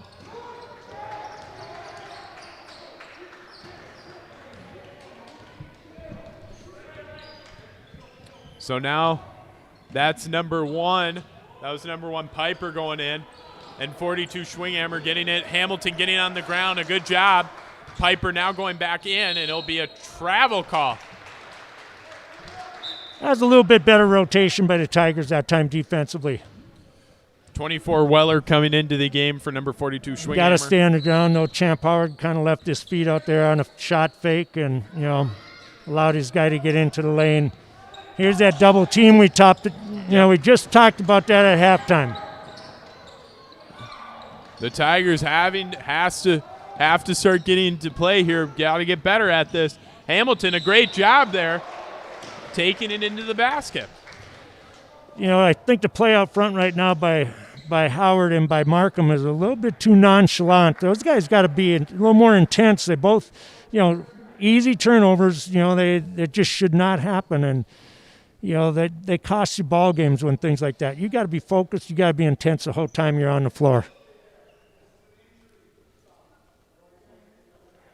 So Travis coming in for an injury for Howard, getting hit a little bit here in the head. And now number 2 for the Jaguars will be Birch and Walsh coming into the game with 15:03 left, 24-35 Tigers down. And now losing with the losses of Howard and Bristow. For just Bristow for a little bit, hopefully Howard for a little bit. The Tigers can still get back into this game with being down by 10. But it is going to be tough. And that's what the Tigers already kind of expected for a tough game, but now it's going to be even tougher. And Dingman just going right into the basket. Again, I think it was Hamilton just let his guy come off the pick, and the other defender did not show himself, so gave him an easy route to the basket. You got to do a better job defensively on those picks. And a good shot there by Markham. So now the Tigers have got to get back and find a guy, which they did not really do that good of a job of. And that's number 2 Birch with that rebound, and Dingman for 3, and it's good.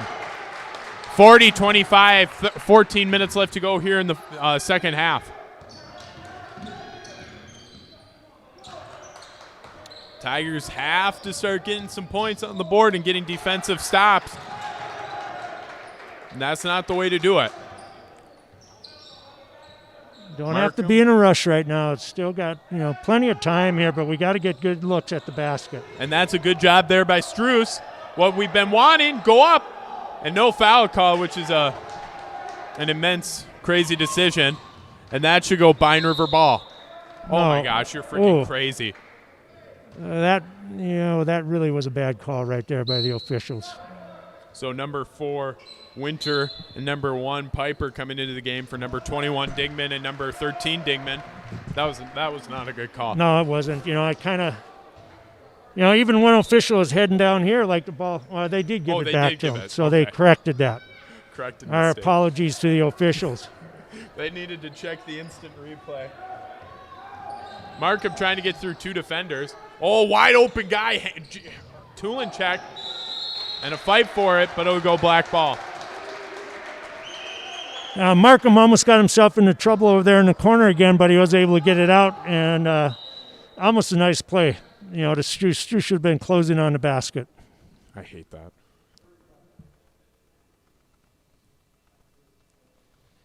Now let's see what we can do out of the out-of-bounds play here. Let's watch and see if we set good picks. See if the black jerseys are picking someone in a white jersey, or we're just kind of running around.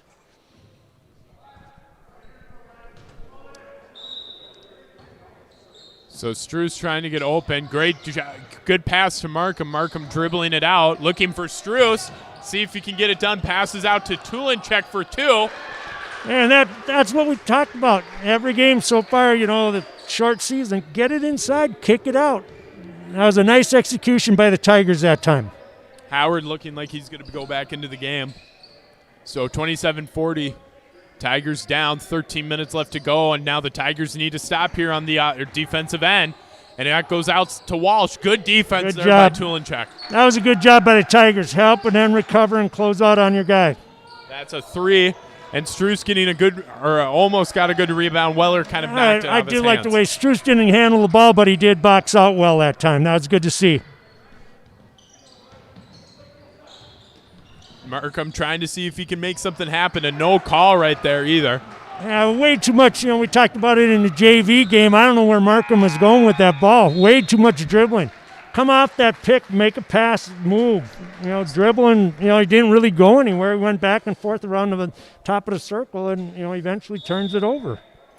Van Beck, number 3, coming in, and number 21, Digman, coming in.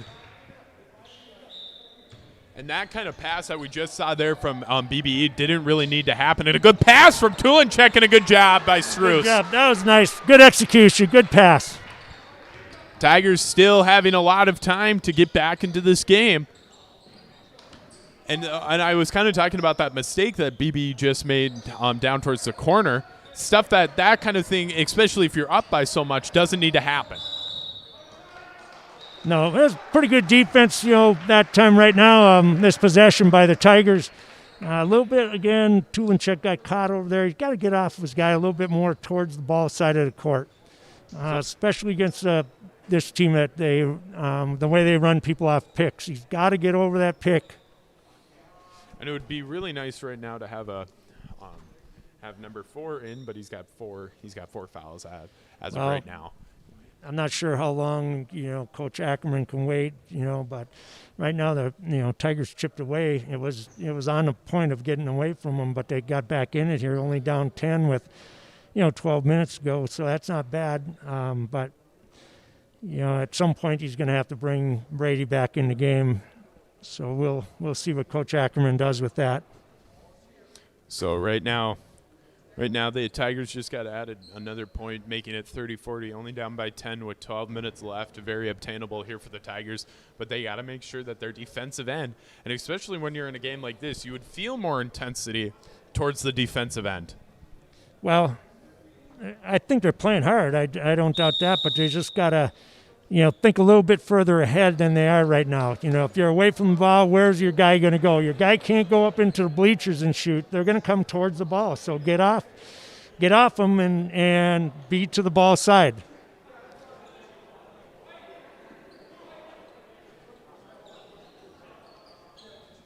So they're discussing it right now. They're discussing that last one was a 2-point shot. Even though I say the official book has the official rule, but whatever. It was a 2-point shot, and I think that's what they're conversating about and talking about. So Weller with the ball, coming right out, and Digman to Digman, and just an easy basket. Hamilton's got to help on that. He didn't do the job he is supposed to be doing. And now Hamilton going right up and trying to go for 2, and it's good. That's the way to go with the ball hard to the basket, making up for, maybe that little slip on defense. So Hamilton playing good job there, good defense there, better defense than we saw that last possession, but Digman just going right in on Tulenchek. So now the Tigers pushing the ball, seeing if maybe they can get some fast-paced offense, and Struce has got to have that ball, take care of it a little bit more, and that's a pass up to Van Beck, and he'll hit the bottom. And now the Tigers transitioning like a team that they should be. Yeah, a couple good trips for the Tigers there. Struce got to be a little bit more cautious with the ball, pick it up, maybe one dribble sooner and watch what's going on around him. When he has his back to defensive people, they can sneak in behind there. Good hustle, though, that last time by Howard getting up the floor. Good pass. It's a way to take it to the basket. So that's going to be Digman's second personal foul, third team foul for BBE. And Weller, 24, will come out. And Randy, with 3 fouls already for the Jaguars, they got to also be aware of getting into the bonus and that helping the Tigers out towards the end of the game. Well, we hope that happens. We could use those free throws, but when we got them, you got to step up the line and make them. With Howard missing 2 there, so Markham playing defense, good defense there on Van Beck. Howard getting a foul call. And that's going to be his second personal foul, second team foul. 11-15 we got a bad situation with Howard down low right now. Holy cow, he was wide open. I mean, that was plain to see. I don't know why we're out here guarding the guy who's throwing the ball in bounds. We should be double teaming the guy down low. So Champ now didn't have a chance down there. So we see somewhat of a kind of a Cass Lake press a little bit and a good pass to Tulinchek or Hamilton to Tulinchek. That was a nice back cut and good pass there. Unfortunately, he didn't finish on it, but he is going to the line. So that's going to be number 1. That's going to be Piper for his second personal foul, 4th team foul. And that last trip offensively, when they had the ball out of bounds here, the Jaguars on the side, and everybody came up high except Howard and his guy, and that matchup is not a good one for the Tigers. You could see it as plain as day what was going to happen, and easy layup. You got to get somebody down there to help him. The guy throwing the ball in bounds is not going to score. He should be down low helping Howard out with that. So Van Beck or Piper coming out, and number 4 Winter coming in. And 32-46 Tigers, 10:45 left to go here in the game. And just easy again. Yeah, twice in a row, easy drive. I think we're going to continue to see that. And Tulinchek driving into the basket, and a charge will be called. Yeah, we might need a timeout here. See what happens this trip. If the Jaguars score here, I'm looking to see if Ackerman doesn't call a timeout. Getting a little bit wound up right now and out of control. Yeah, and I think right now with 3 personal, so that's going to be on Tulinchek, number 5, second personal foul, 3rd team foul. And the Tigers have just got to start playing better. So Schwinghammer having it, and then Digman shooting 3 will be short. Oh, never mind, it's good. Couldn't tell from up here. That was a good job by BBE. Good pass by Howard. Good job by BBE last trip. Again, drive, kick it out, guys wide open. That's what good basketball teams do. And no foul called there on that one. And we're starting to see a lot more crazy basketball, I guess. I could say jungle ball, kind of Tigers playing a little bit of that, not really playing with a purpose, I would say. And a save there by Tulinchek. Hamilton getting it to Howard. Howard going to Markham. Markham for 3, and it'll be short. Strew saving the ball. Could have probably grabbed that one. And now it's just looking like what Cass Lake does to a lot of teams. Have a guy go back.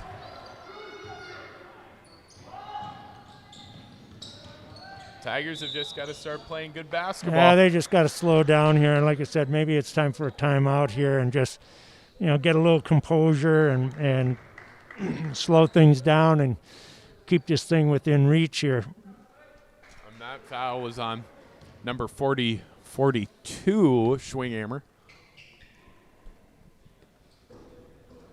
Howard first one is good. It's looking like Brady Bristol will come back in for Markham. Number 2, Birch will be in. Number 20,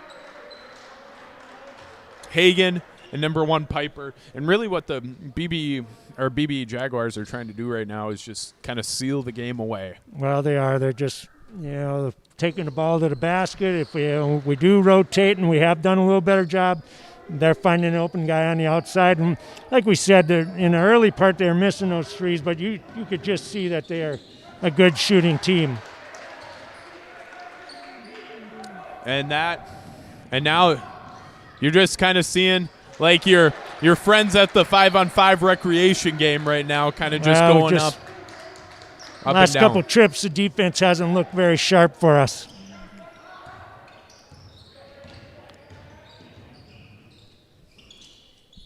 Dingman looking for almost 3 pull-up, and he'll pull up for 3 there, and he'll miss. And the kind of the weird part we're talking about, Randy, is we said that the three-point shot would start falling for BBE, but it's looking more like those layups are their key right now. Yeah, they're really taking the ball hard, and they do a good job of it, so why not? It's working. Keep doing it. Champ Howard again got the tough match. Struess got to get a good job that time rotating. Yeah. Yeah, that was good defense by the Tigers that time. Champ finally got around, fronted his guy down low, and Struess was where he was supposed to be. Unfortunately a foul called, but that was a good job. And that's Struess's second personal foul, and that's going to be the fourth team foul. Digman going out for the three, and he'll pull, and he'll hit. Yeah, again, Champ Howard taking the easy way instead of going over the top with his guy. He goes around behind the pick and gives him enough room, and he hits a three. Howard for three will get tipped. Again, Howard, all that would have taken was a little shot fake. The guy would have went flying by him, and he would have had an easy look. And you're seeing right now, especially it being 38-62, 8 minutes left to go, you're starting to see that, like you said, Randy, the benches are not as deep on the Tigers side. You're starting to see that come to a little bit to fruition right now. And the Jaguars being a very dynamic team. Yeah, they are. They get the ball up the floor. And, again, they're penetrating with it. If we don't have the help, the guys shooting the easy layups. If we do, they're kicking it out. And we talked about it. They are good three-point shooters, and now they're knocking them down. In the beginning, they didn't. You could just kind of see that was going to happen if we left them open on the outside. And I guess, unfortunately for the Tigers, that is what's happening. I'm not sure, Coach Ackman needed that timeout. There's no question about that. But, I think what I would like to see the Tigers do at this time is slow it down offensively. Let's bring it down with a purpose, not, like you're saying, maybe it's a little recreation and I don't think that's what you want to see out here on the court. Let's bring it down and play team basketball and work our offense and see if we can get some good trips out of with the last 7-8 minutes here to go. Well, and we talked about also last night with the Laporte game, kind of it being like a mini practice in a sense. And this would have been a great time for the Tigers to really understand their offenses, the ball movement against a team like Laporte to get ready in preparation for this game. But it's just not looking like that game really helped out at all. No, it's about the best you can say is they got to play against some other kids, from a different school. But, it really didn't do us much good, I don't think, as far as preparing for a team like this. And so Hamilton with that last little float jump shot, and that's number 32. And they're calling that a charge on number 32, Von Vold. Good job by Hamilton getting over there. Struess, standing flat-footed up top there, didn't move at all and let his guy just kind of wheel on him and go to the basket. Good thing Hamilton was there to help out. So that's now number 11, Markham, coming in for number 5, Tulinchek. Howard looking. He'll go to Bristow. And that one's to Struess. Struess kicking it out to Markham for 3, and it'll be off. And Von Vold will get the rebound. Hey, good job by BBE boxing out. All white jerseys on the inside. That was a nice job by them. Hey, not a bad job offensively. That was a good look. So Von Vold to Hamilton trying to do those one-handed passes. Yeah, one-handed pass. What do you do with them? Birch for 3 is good. Really that was probably a 5-point swing. 2 that we didn't get and 3 they did. The Tigers are really going to have to worry. Struess got to work for the ball down there. And again. And this is kind of what this for me is going to kind of show is that it's going to be tough playing a team like a Nevis who's got speed and quickness, because the Tigers, when they start going with a little speed and quickness, it seems like they're just playing the recreational ball. I think the one thing, you talked about Nevis is they're very well disciplined too. They'll push the ball at you, and if they don't have it, they'll pull it out and get a good offensive, get an offensive set and get a good look. And right now we're kind of a little bit, you mentioned it, a little wreck ball right now. And it would have been really nice though too if some of our so that foul is on number 5 Tulinchek, and they'll be the 5th personal or the 5th team foul. And what we need to start looking at is how do we create more depth with the kids we have right now, because it seemed like at the beginning the depth was there. We knew it would kind of fade away a little bit, but the depth has to go throughout the whole game. Yeah, and it's right now. Coach Ackerman doesn't have very many bodies to plug in there. I think he's doing the best he can with the 6-7 guys that he's got, and hopefully some of those JV players may develop here over the next year or two and give us some more depth. But right now he's got a hand he's dealt, and he's got to play that hand, and he's doing the best job he can. So we got Von Vold for a 3-throw. Travis and Howard coming in for Hamilton and Bristow.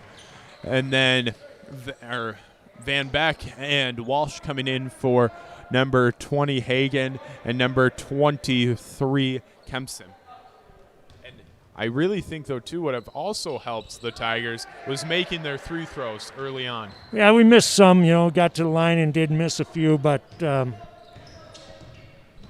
I just, there's a lot of little things, the boxing out, the, defensively beating your guy, get over the top, show yourself like BBE did right there. We haven't been doing that. And, I'm sure we work on those things Coach Ackerman does with the guys in practice, and, they'll get better at it. Walsh driving into the baseline, and it's 5:44 left to go here in the second half, 39-67. Van Beck, the passer in. That was a better job by Tulinchek that time, getting over that pick. And Digman trying to go in, and no foul call there on that. Good hustle, good save. Bristow looking to come into the basket. Good move there, and a good job there by Bristow, but just won't make it in. 5:20 to go left. 5:20 to go in this game. Piper bringing it in, and Travis getting that foul call.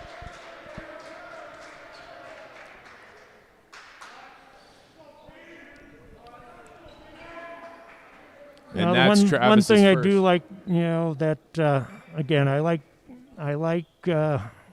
Coach Ackerman having the guys play man-to-man defense. You just about any year, you watch the state tournament, high school state tournament, and the best teams in the state are playing man-to-man.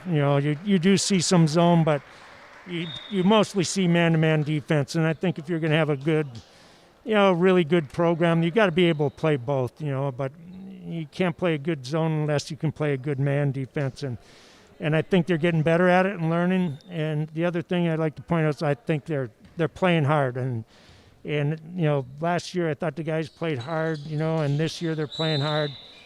Don't always, it doesn't always turn into points or turnovers or anything, steals, but they're playing hard, and that's all you can ask from your kids. So it's going to be a 1-and-1 bonus situation. And Howard shooting, and that foul is going to be on Von Vold, his first. And this might actually play to the advantage of the Tigers right now. Yeah, that's a good shot. You got to make those free throws, and Champ, I think he's made 3 in a row now, so that's good. And this can get the Tigers somewhat into maybe a potential comeback with 5 minutes left. It would be tough, but with them being in bonus, it could help bolster their opportunities a little bit more. So that pass, Travis trying to get in there, but Hagen will get his hands on it. Digman going out to Hagen. Hagen for 3. Oh, Walsh with a good grab. And just no Tigers there for an and one.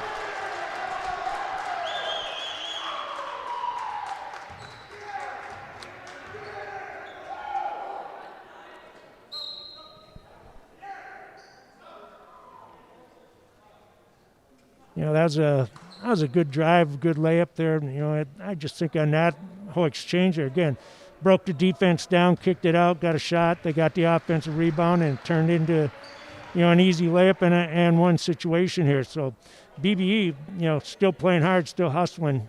Things go well when you do those things and a lot of little things right.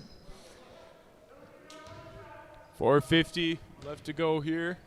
It's 41-69, BBE leading. So 70-41 here. Tigers seeing if they can get some good looks still in this game. Howard for elbow 2, and Walsh taking the ball up for the for the Jaguars.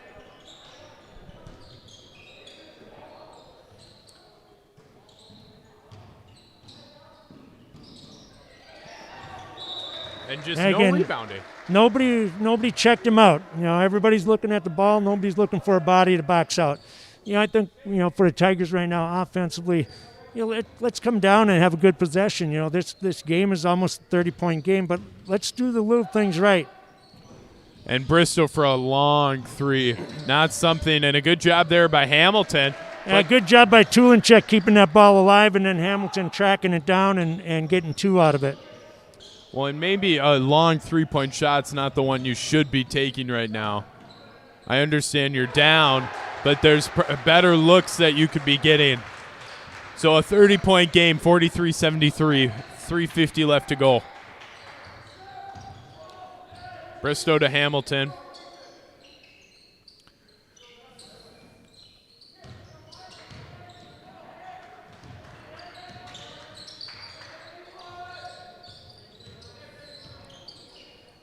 And a good job there by Weller for the Jaguars. Screen and show and then get back. Hamilton, good job for 2. Yeah, and that was a good pass, good execution that time. I think that's what they should try to do the rest of this game. Just execute offensively. Get a good shot. You're obviously not going to make them all, but let's get a good trip each time down the floor. And Bristow following out with his 5th. Markham coming into the game.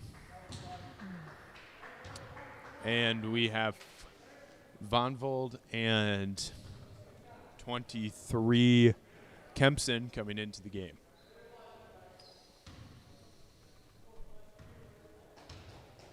All right, let's watch our guys low boxing out.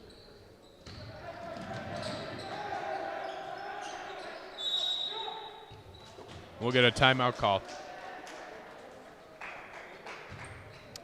So, with a timeout taken here by the Jaguars, it's going to be a full timeout. We'll take a minute break here on the Tiger live stream, and we'll be back.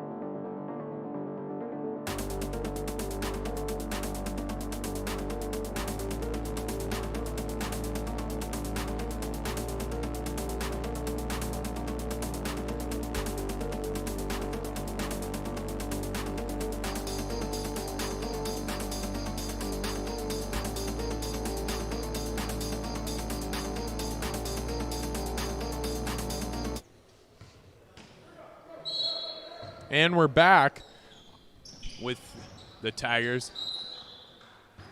45-73, Tigers down with 3 minutes left to go here in the second half.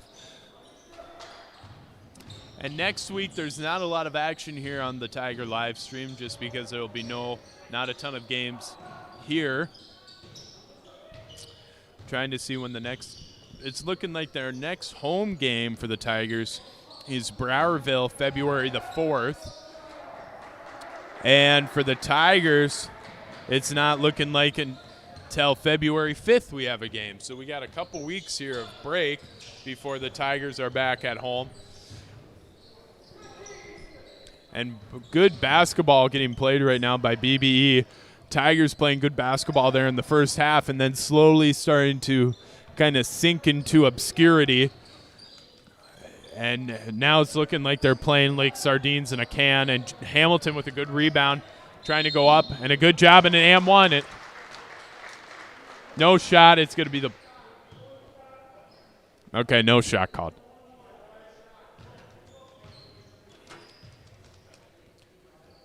But it's going to be a 1-and-1. 2:18 left to go. Looking at this game, BBE's really got a nice squad. They got guys who can shoot hit the threes, and they put the ball on the floor real well and go to the basket, hit the open guy when they see him, and they got quite a bit of depth. They can run a lot of guys on the floor. So I think they got they should have a very good season this year. And I think too, and we kind of talked about in the halftime, what a fun game is going to be to watch if they go there is going to be Nevis and Belgrade. It'll be a fun game to watch. It was a fun game to watch last year, so hopefully it'll bring the same intensity and the same skill level. So that'll be a fun game to watch. And the Tigers having a couple fun games to watch at home. The next game they'll have is Red Lake. So with one. Sorry, two quick trips are a good combination by Howard and Markham, both of them, hitting each other for wide open layups, and unfortunately each of them missed one, so. But it was a good exchange. So now we got number 14, Stefan, number 35, Hoffman, number 33. Shelton, number 31, Williams, and number 11, Walsh, coming into the game. So that will kind of end out the game. I guess for people watching, check your newspaper, check Minnesota scores. Keep your eye on BBE, because I think they're gonna be a team that you'll see late in the season still playing. They've got a nice ball club, play very well together defensively and offensively. So I think they'll be a team that'll be hanging around for a while. Well, and just well disciplined, well coached, and it's been one of those programs too for the past couple of years that's been on kind of the radars of a few people in the high school league and a few coaches around the area. So it's been fun to have them here, to have them play against the Pine River Bacchus Tigers.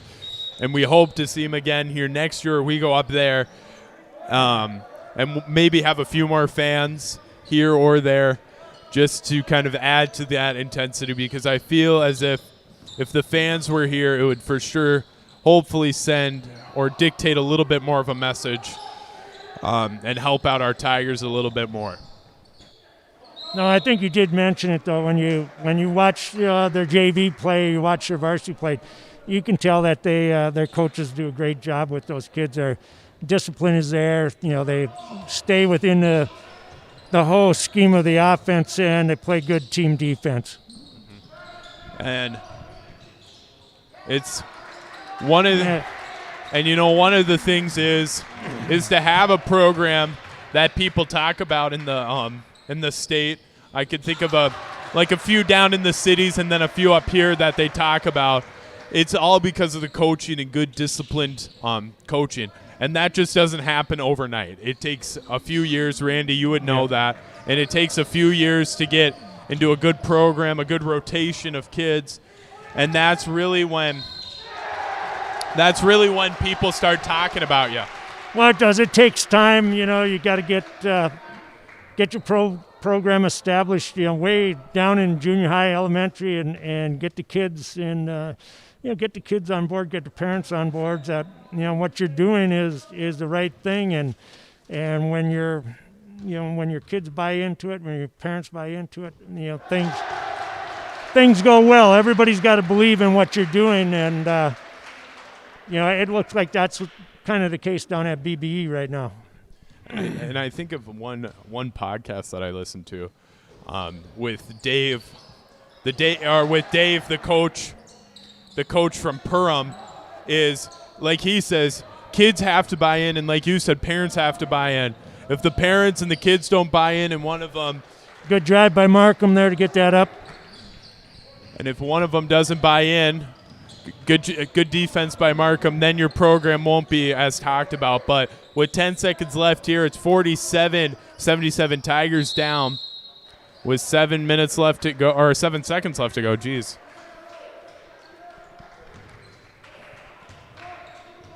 Well, that's a good game for the Tigers, though. You know, it shows them some things they need to work on. You know, they definitely got to work on getting over picks, you know, defensively and helping out a little better than they did. And I think this is a good game for them to kind of get ready on the Nevis Red Lake games that they have coming up here pretty soon. But it was we won't have any games for the next couple weeks. We were really happy to have Belgrade-Brooten-Elrosa here with us, and we will be back, and we'll be excited to have more games. And things are going to go better and better, I'm sure, for the Tigers, but this is a very good BBE ball club. So this is the Tiger live stream. I'm Caleb Travis. Standing right to the left of me is Randy Schweigel, and you have a good night.